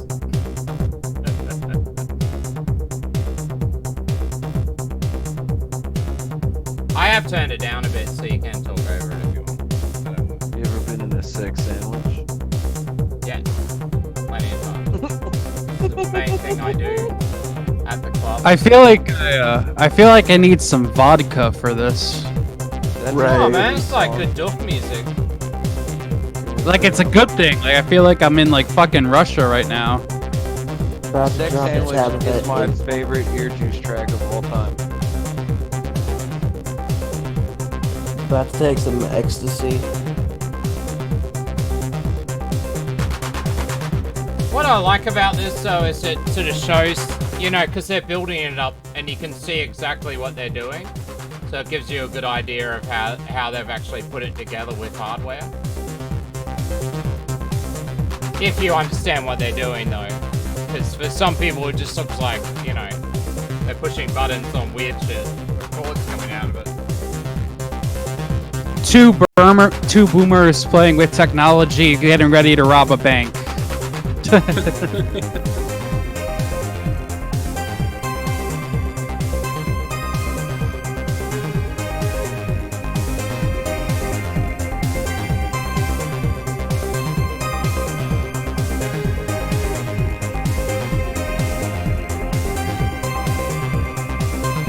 Yeah, this definitely feels like it belongs in a Sonic the Hedgehog game.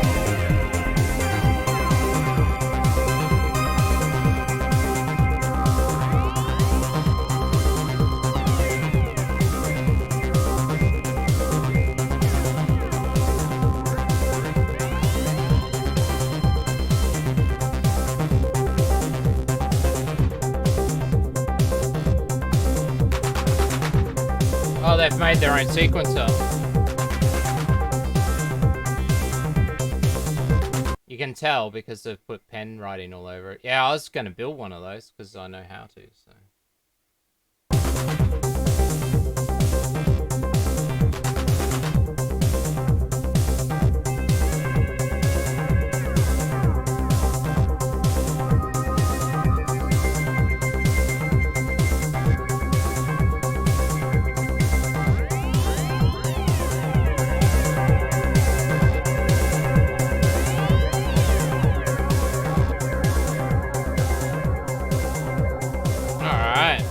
Turn down a bit.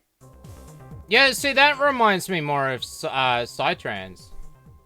Do you guys know about doofs or what a doof is? No? Did I cut out again? No. Yeah, so a doof, right? Because they have them here in Australia because we don't live in, you know, outside's actually quite nice. So you can go outside at nighttime. Not like the UK where it's just raining. And so what they do is like you would have these events, like you take a big petrol generator out into the middle of forest out near Nimbin or Maleny up north, or even out the back of Brisbane where I used to live in Pullenvale and stuff like that. The best one I ever went to was out there. It was awesome.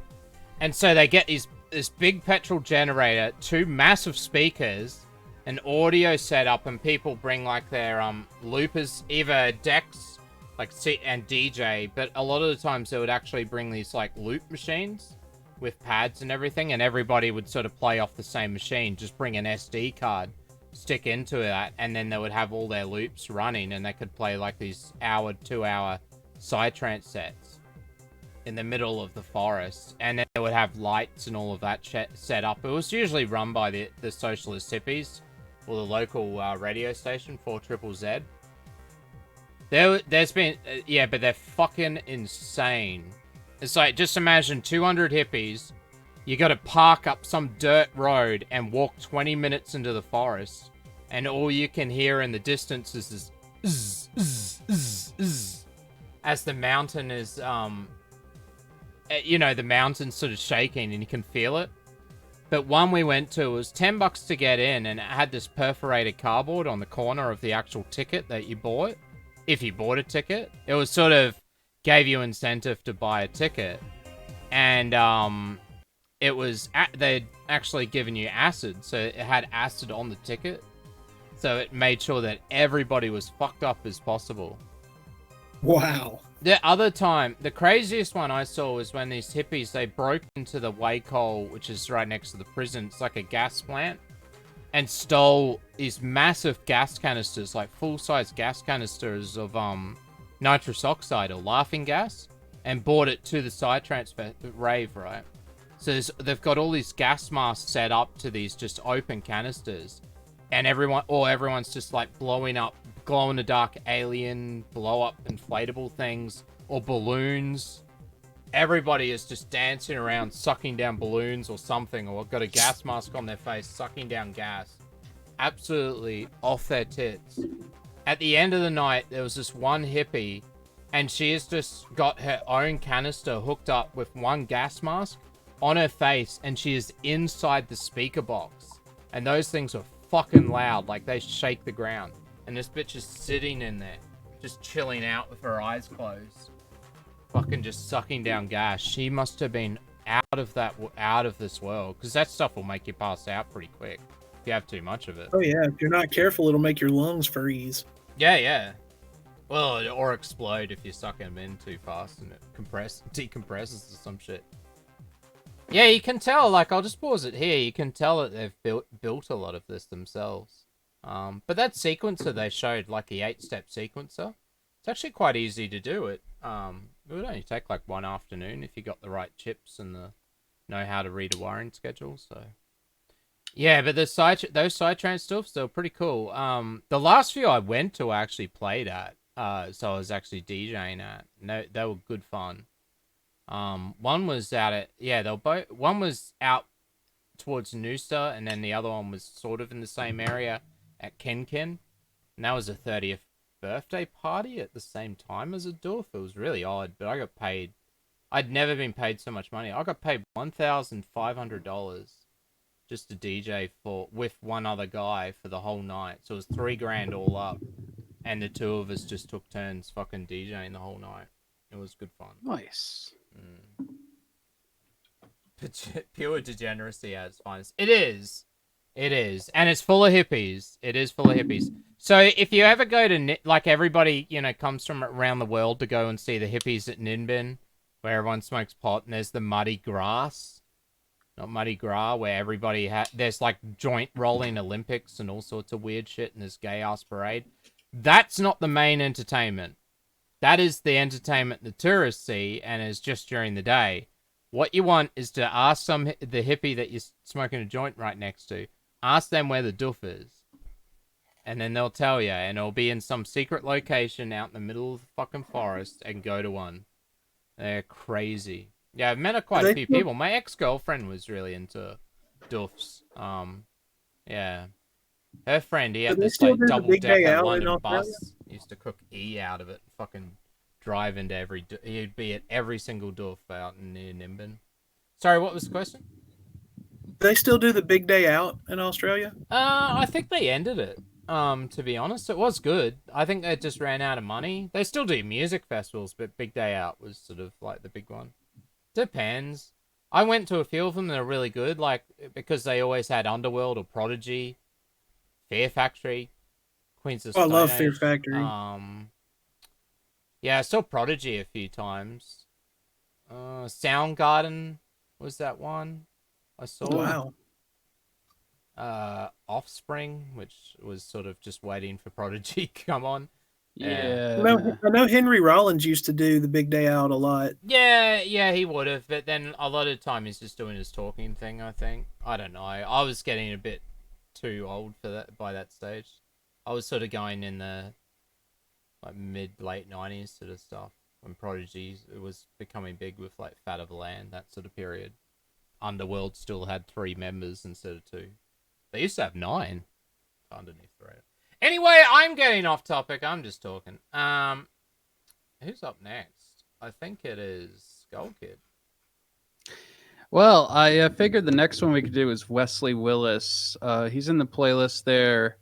Wesley Willis is another schizophrenic songwriter, and yeah, I mean, a lot of outsider artists, like they said, suffer from mental illness. They're just all fucking schizophrenic. I wonder I'd never heard of his fucking outsider shit. A fun fact about Wesley Willis is that a music software company called Nullsoft took their slogan, "It really whips the llama's ass" for Winamp from Willis's song "Whip the Llama's Ass." So the song I put up in the playlist, if you go to it, it's called "I Whooped Batman's Ass," and I feel like it'd be I've heard that one before. entertaining. All right, so strap on for an acid trip. Yeah, sorry, I'll put that one on then. I'll put it in Hear stream Jello submissions so Biafra you talk can about him a lot. follow along. Yeah, I've never even heard of any of this stuff, but then yeah. All right, let's have a listen. In 3, 2, 1, play. I love myself, want you to love me. Batman got on my nerves. He was running me amok. He ridiculed me, calling me a bum. I whooped Batman's ass. I whooped Batman's ass. I What the whooped fuck is this Batman's shit? ass.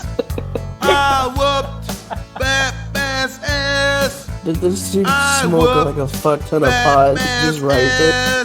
He has schizophrenia. Yeah, that's it. Can I just say, Skullkid, even you should know that, like, if you really wanted to make this song, you could do it in 10 minutes.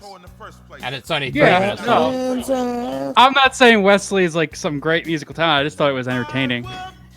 I whoop Batman's ass. Fun It's fact: the, Wesley has 47 full-length albums.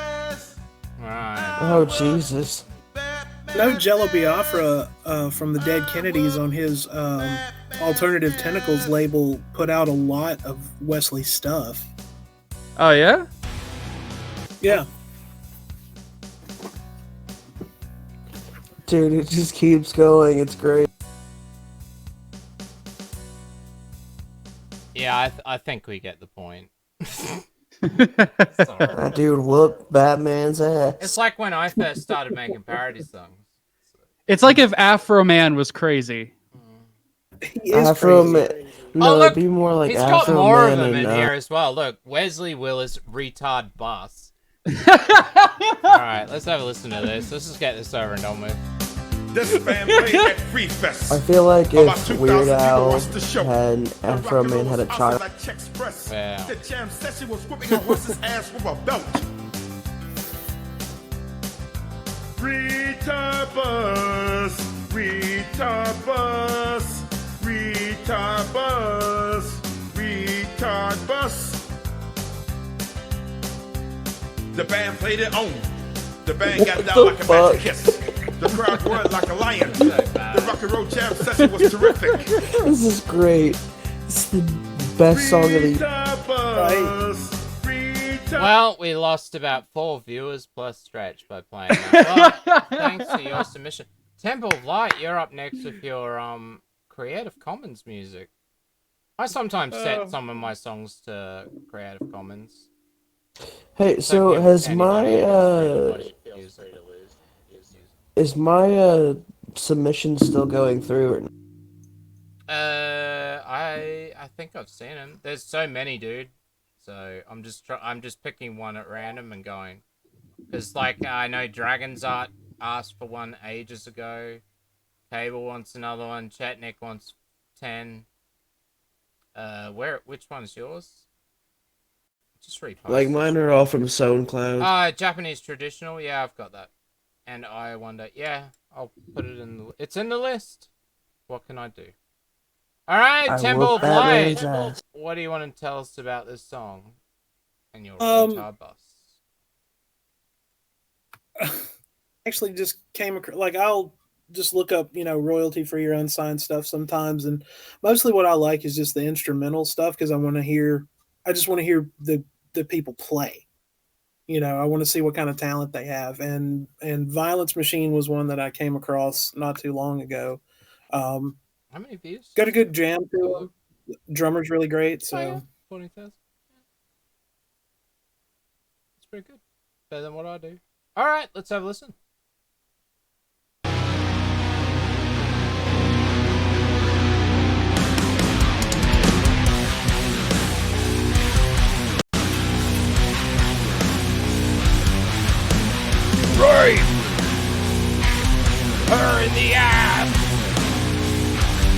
What the fuck? Rape her in the ass. Do it fast. Fuck her in the ass. Shit up, Jesus. Her in the ass. Rape her in the ass. It's so great. Rape her in the ass. It feels great. I've run out of things to say.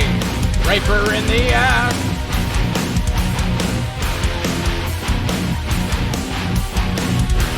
They got a good group.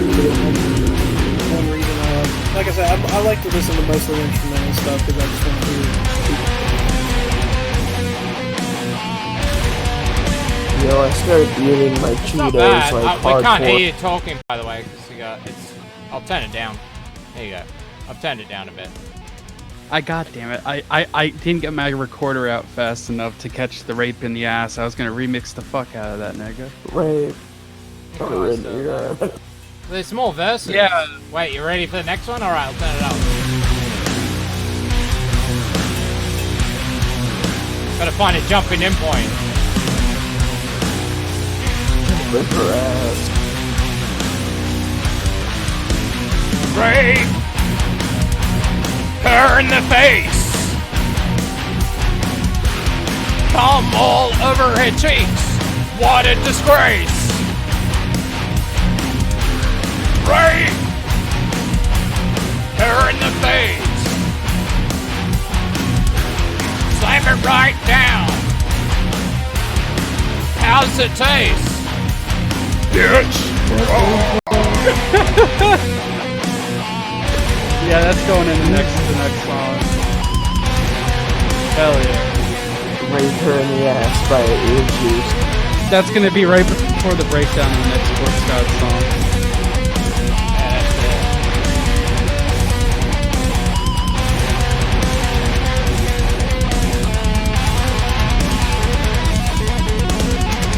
I could like eat my cinnamon toast crunch angrily to this song.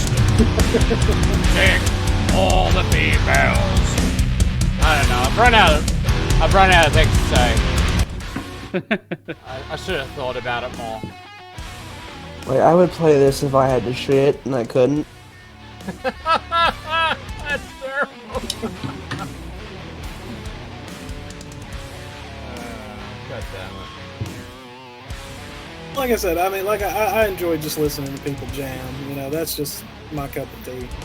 Yeah, it's pretty good. It's pretty good. Yeah, it's good. It's just EarJuice really wanted to talk about raping her in the end. I mean, honestly, I think he should just like, since that's you know, Dragons Up. I mean, that was the song. What? They thought chat thought it was the actual song. That's great.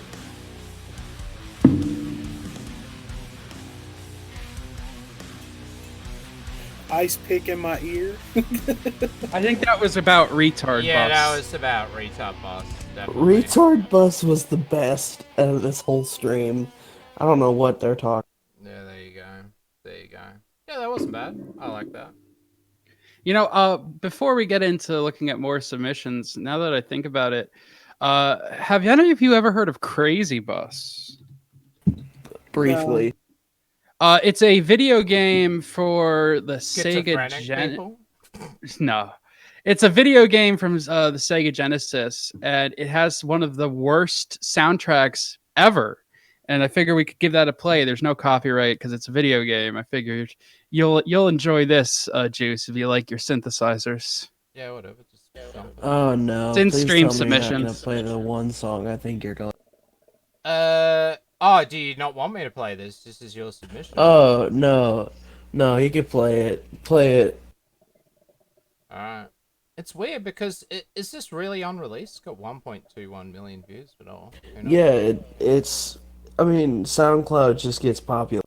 Yeah, some songs do, but I don't know. I found more success on YouTube than on SoundCloud, but it depends what you're making. I stumbled upon this song by accident because like I was looking for certain shit, and yeah, this just happened. All right, let's play it. I'll put it in stream submissions for people that want to follow along. There you go. And let's do it.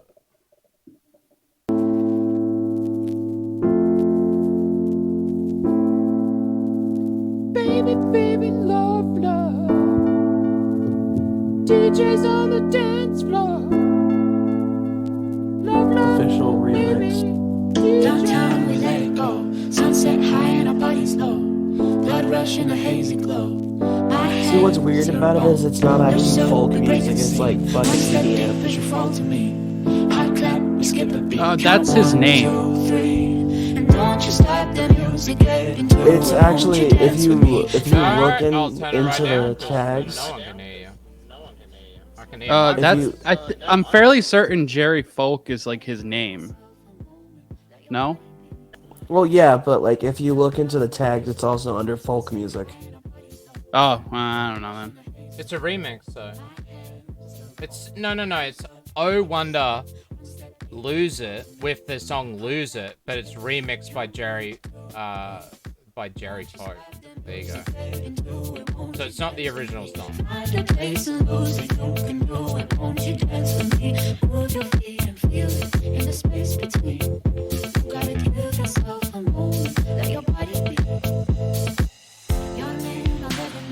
As we get down in the road below, caught up in an overflow, my hands are bones, wide-eyed you look at me, set on fire until the dream, spin around you can feel the breeze, count 1, 2, 3, and don't you stop the music, get into it, won't you dance with me, find the place and lose it, you can do it, won't you dance with me, move your feet and feel it in the space between, you gotta give yourself a moment, let your body be. We gotta lose it, we gotta lose it, we gotta lose it, we gotta lose it, we gotta lose it, we gotta lose it, we gotta lose it, we gotta lose it, we gotta lose it. It's not bad. He needs more rises and other stuff, though. It's just like missing. Yeah, that's what I thought. That's what I originally thought when I first heard it. It was just like they should have done like a little bit more to it, but other than that, it's a good. Yeah, it's weird what gets heaps of views and stuff like, oh, heaps of listens. And it's like, really? Okay. It's not bad. It was alright. I'm not my cup of tea, really. I mean, it didn't You tickle could my make it a pickle lot like. more, yeah, if it's under the hashtag indie dance, but it's not like because I've played indie dance DJ sets before and it's just not boppy enough. Yeah, you would want to put a lot more compressed drums and shit in there. But oh well, that's just me. All right, fucking Skullkid wanted to derail shit with his bus shit. All right, let's play your bus shit. Better be good. Fucking crazy bus. Alright, this is crazy bus. It's probably gay. Oh look, Doc Griffin's got more views than us. What do you know? Actually, no, I don't think he does,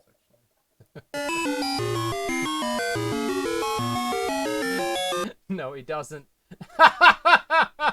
Poor old Doc Griffin. He streams every fucking night at this time. You know, and I pop in and I say hi and stuff, and I'm always pleasant. And then I try to listen because it's the only thing on. It's like, God damn it, Doc Griffin. It's so boring. It's just like, come on, man. Why can't you do something exciting? But oh. All right, let's go crazy, bus. I really don't want to listen to this, but oh.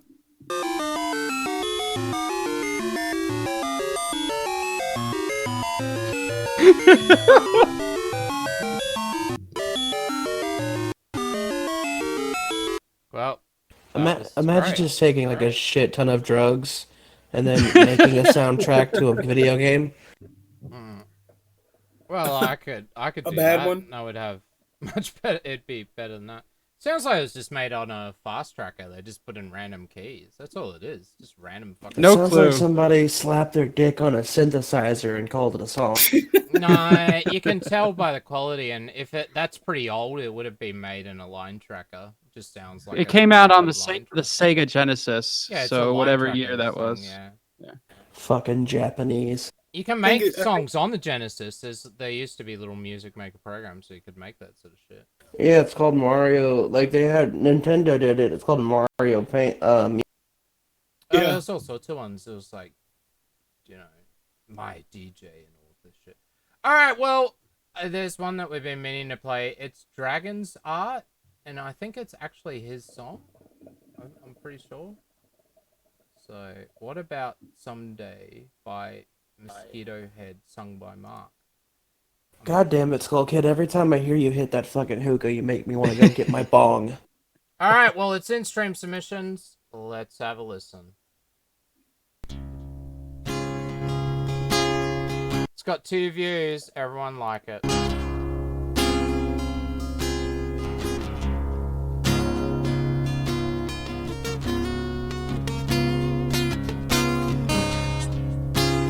We don't talk anymore.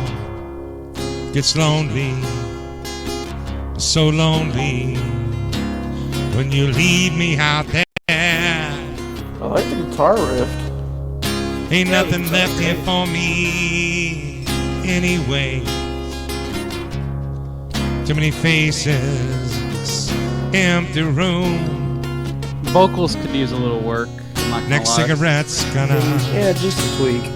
Kill the pain.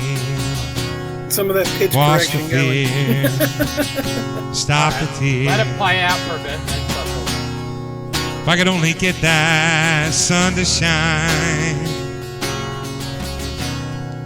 someday, someday.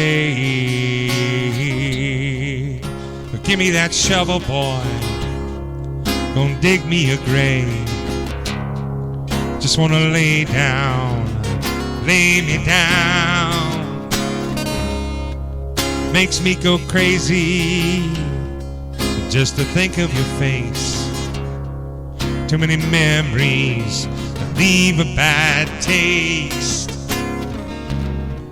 Next cigarette's gonna kill the pain, wash the fear, stop the tear. If I could only get my head in line someday, someday.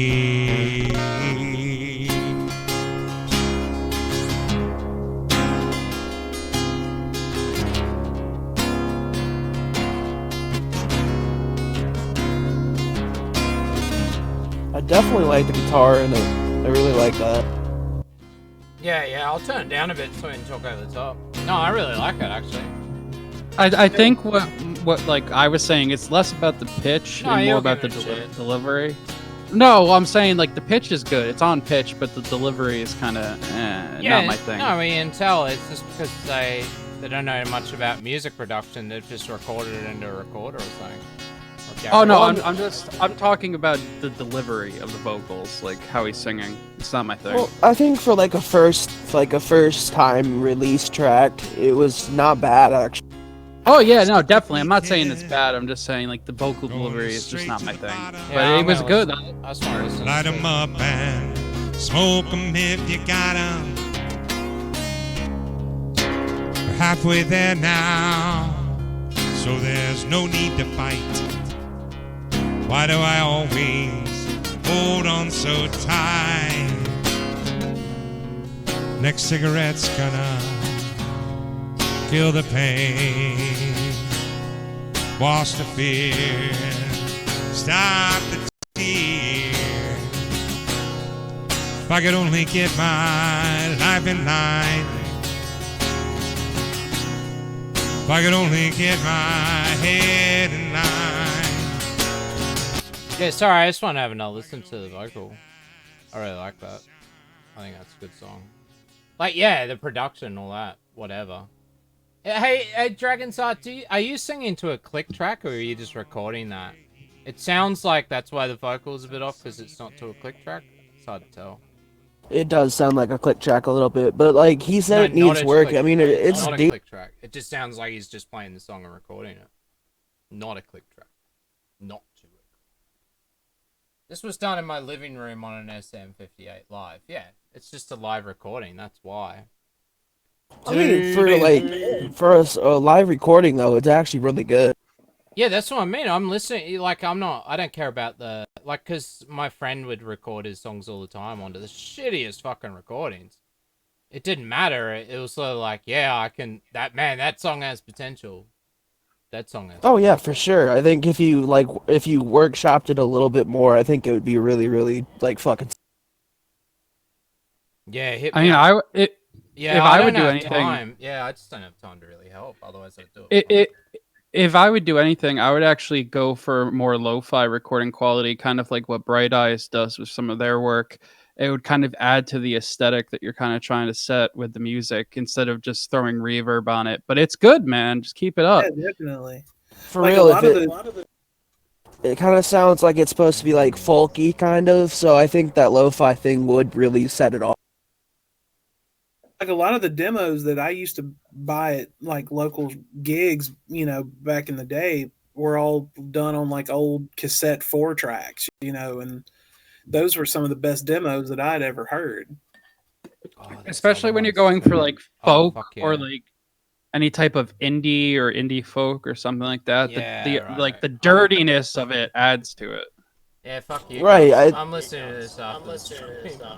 Hey, Ginger Jesus, can you turn off that echo? It really is annoying listening to it. Yeah, sorry about that. That's probably the fucking stream playing in the background. Don't you have headphones or something? It bleeds through the headphones. No. Well, Dragon Sight, you would have to re-record. Like, if you want to do that song properly, you just have to. It has to be re-recorded. Like, just sending me the files or sending someone the files isn't going to be do it justice. Yeah, if you want help and just want some tips on how to do it, hit me up. Just send me some DMs because I can at least get you on the right track with how to record that properly. Otherwise, just go to Fiverr and pay to do it with. But you need to just get some free, even just a free software. And learn how to, and then just do it all to a click track and get your recording right, and you'll make it sound 10 times better as it is. If you can tell me what the BPM is, the key, and then sing it to a click track and do the guitar and vocals separate, if I have time, I could fucking do something really good for you. Because that's great. I really like that. I just like his voice. I think the song. Oh yeah, man, I liked it a lot. I'm sorry. I'm just like, I was like, this is actually really good. Fucking hell. Skullkid, I just pulled up. I muted for just a minute, and I pulled Corpse God up on my phone, and I was listening to it. That is unreal, dude. It's so good. Oh, thanks, man. Appreciate it. Dude, do you have a demo anywhere that I can get? We have one EP completely for free on SoundCloud. There's Clown World, which I believe has a free download on it as well in SoundCloud. The link should be in the description. And I got a new album coming out probably at the end of this month, maybe, or at least a new single. So. Well, it's getting late. I don't know. I can keep going for a while, but I'm guessing some people are starting to get tired. Nah, it's almost 4:30 here. It's like 4:30, almost 4:30 here, so I'm probably gonna wrap up soon myself. All right, well, it's going to take another half an hour just to get through all the stuff and a few other things. So let's do it quickly. This is XC. We'll just do one more song from people that haven't had a go yet. This is one from XC of Thinking. Negative XP. Scott Pilgrim vs. the World ruined a whole generation. Is this a song? I don't know. Let's find out. And then we'll listen to your corpse go. Oh, that wasn't me. DVD and ecstasy, conceited with low self-esteem. She's a teenage dream if you hate yourself. Bright-dyed hair and obnoxious clothes, thinks communism is the way to go. She's a whore, a hole, a dime a dozen, Jezebel. Fluoride mind and kind of reminds me of like an early Green Day. for all those guys that you fucked and sucked before you came along. Retarded views on politics, likes to listen to shitty music. She drinks and smokes and toasts out of a dirty bong. She saw Ramona Flowers and felt so empowered. I fucking love this. By a movie Oh yeah, I like it. I'm jamming to it. right. It said I think she's someone's daughter, like a lamb to the slaughter. But honestly, I'd still hit if I could.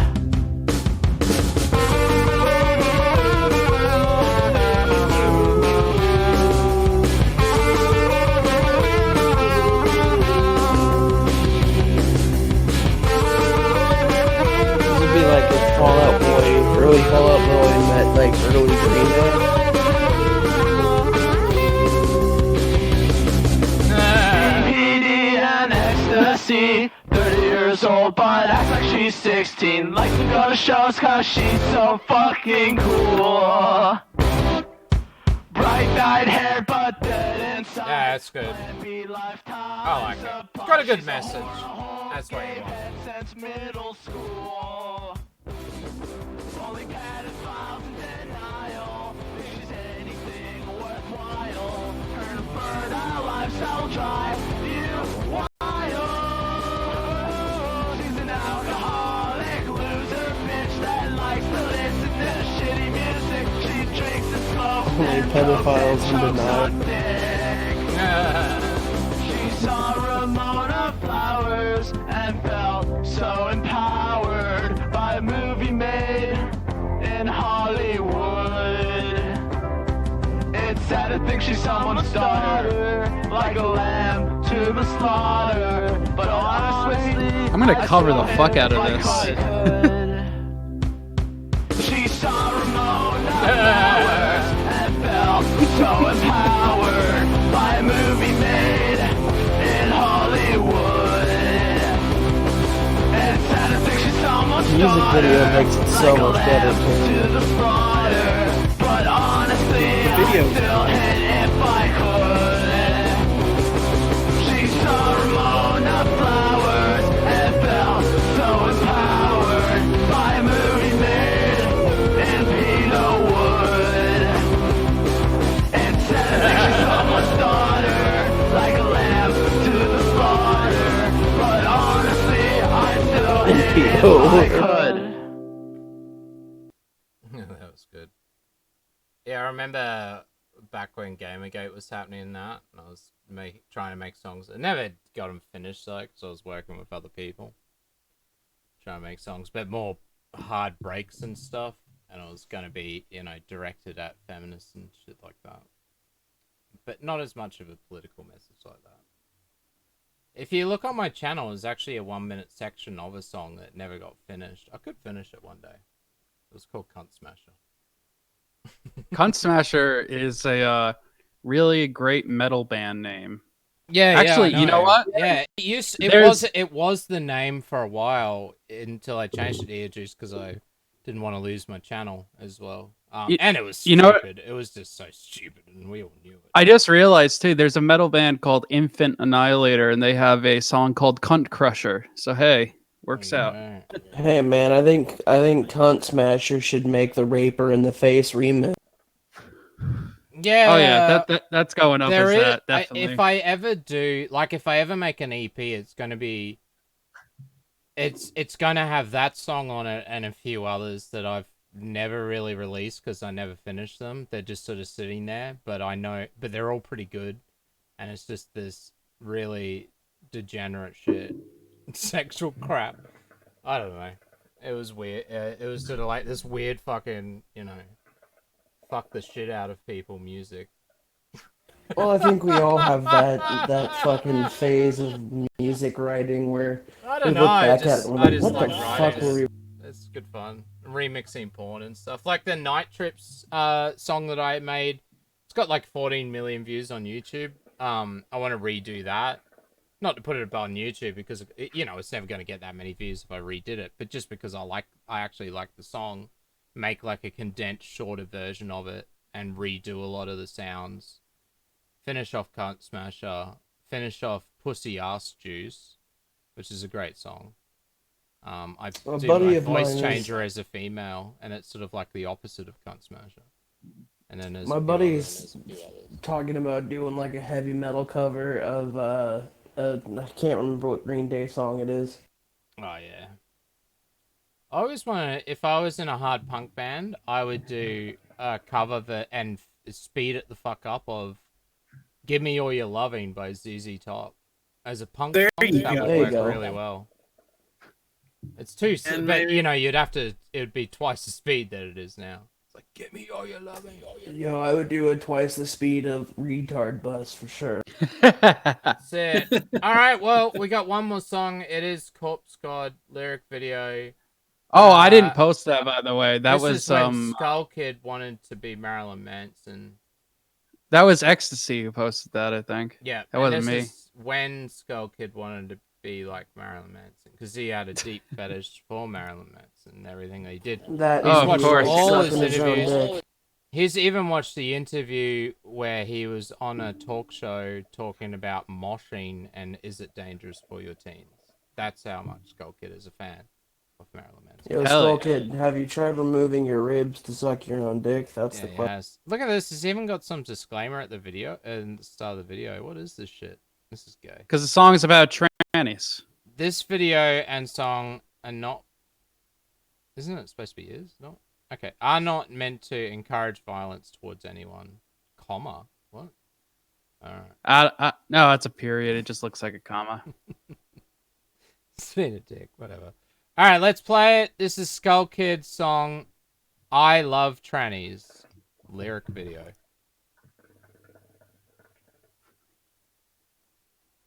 Oh no, more's coming. A sick thought can devour the body's flesh more than fever or consumption. I love trannies.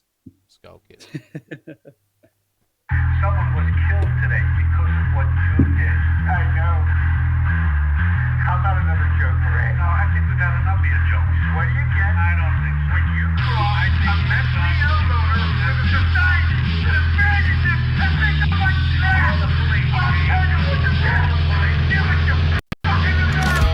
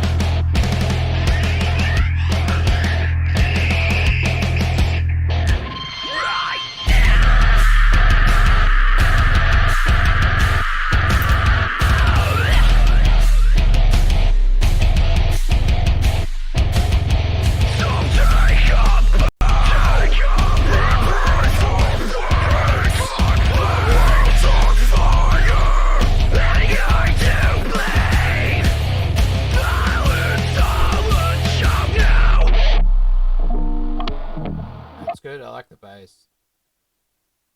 Yeah, Thanks, man. That's awesome. Thanks. And that was back when I was doing all the instruments and vocals and stuff. I have a lot of like one man like metal projects I really enjoy. Like a lot of the one man like black metal projects and stuff that I've found over the years. They're amazing because I mean it takes a lot of talent to be able to put, you know, stuff like that together just on your own, you know, a lot of time and, you know, dedication to, you know, what you enjoy doing. Rest in peace, Burzum. Rest in peace, Varg. Got banned from YouTube, right? If I remember correctly. Yeah, he did. But I found a lot over the years, like Leviathan, and Leviathan's one of my favorites. Oh, I love Leviathan and Behemoth too. Behemoth is not. No, Behemoth's a trio. No, I'm just talking about like black metal in general. Oh, okay. Yeah. I've always been more into like Mayhem, 1349.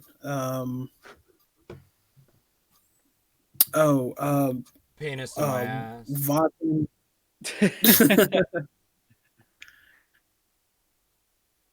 You should Oh, start a you've heard of band. penis Ginger in your ass Jesus. as well. And it'll be called Ginger Jesuses and the Premature Ejaculators. It's a great band name. That'd be a good punk rock band. We actually came up with a band name called Ginger Jesus and the Spunk Rockets. Nah, my one's better. Fuck you. We were gonna cover like we were gonna do like a joke about punk on pop music. Oh yeah. Alright, well, we are supposed to do music production talk as well. I don't know. Chat, do let us know if you do want us to talk about specific things as far as music production. We're going to do that to start off with. It depends on the topic as well, but we don't want to be talking about complex stuff at 3 o'clock in the morning when people just want to listen to shit and chill out. So, but do hit us up if you want us to actually cover something. So at this stage, what I was thinking with the stream was we sort of just play music or just talk shit or do whatever around some sort of theme that's music based. So it's like a music talk show. Then we do some music production stuff in amongst it, depending. And then maybe some episodes we just focus more on it. But anyway, otherwise I'm just sort of gonna do what I'm doing. You know, my synth build stuff at the end. Maybe give out some tips if people ask, blah, blah, blah, blah, blah.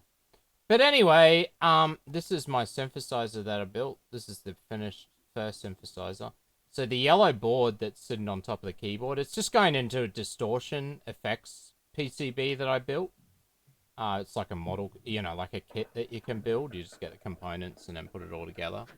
The distortion isn't very good though, so I'm not really going to use it in the final product. But these little pots, they're like metal things. You just cut those short and put knobs on them, and that's basically how you control the synth. But it's 4 oscillators with the 555 chip. Sorry? Have you thought about, or do you have the ability to maybe, like, if you're looking for, like, certain sounds and distortion, can you run, like, guitar pedals through it? Yeah, you'd run it out. Just like that band, you know, the Volca jams that I was showing you, how they run it all into effects pedals. So really, with this sort of hardware, you either want to build that into it, or you just run it out into effects. This is going into my computer, so I can add whatever the fuck effects I want. Plus, I've got this Korg effects Chaos Pad, mini Chaos Pad here, which has got a few hundred effects built into it. So it makes things a lot easier. At the end, it's going to have a reverb. I wanted a distortion to sort of make it a bit better, but the distortion's just not very good, so... All right, but let's. Is that you with the tattoos? No.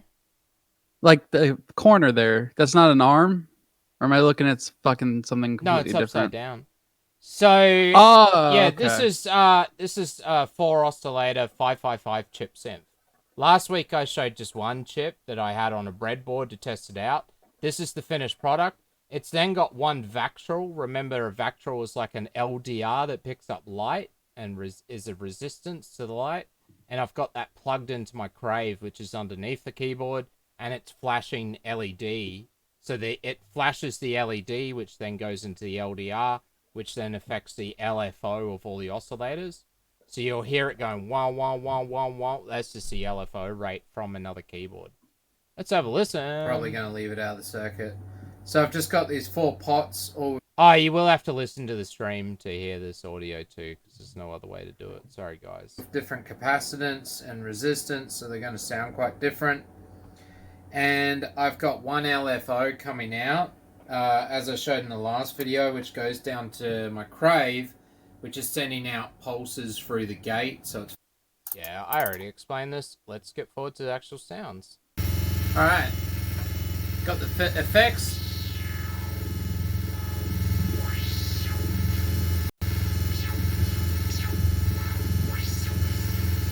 But really, I just want to see what it sounds like, so...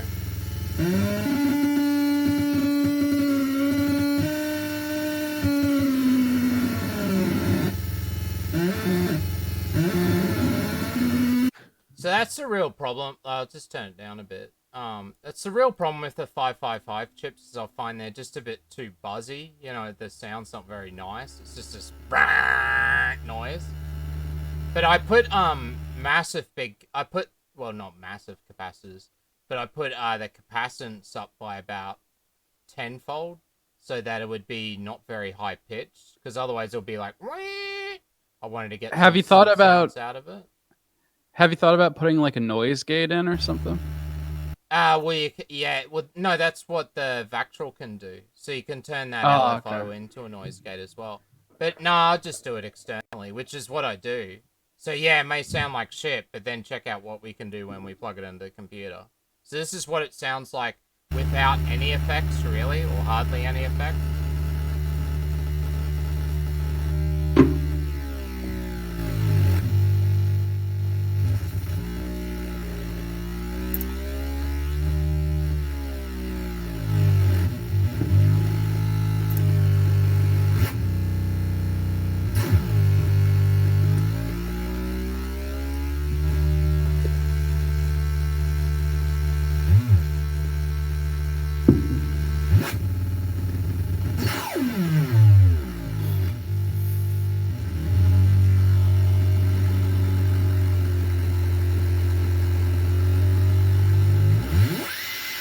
So with a better distortion and a better reverb, I think it would sound pretty cool.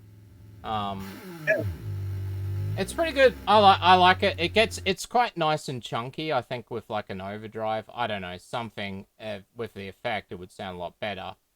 But once you plug it into the computer and start giving it effects, I'll try and find it. Let's see what it sounds like. So this is when I start processing it with effects and gates via the computer.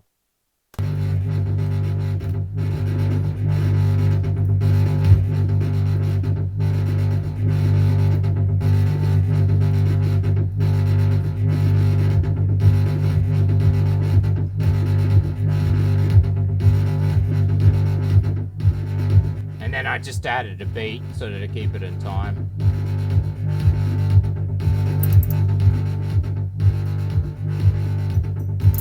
And there's my cat.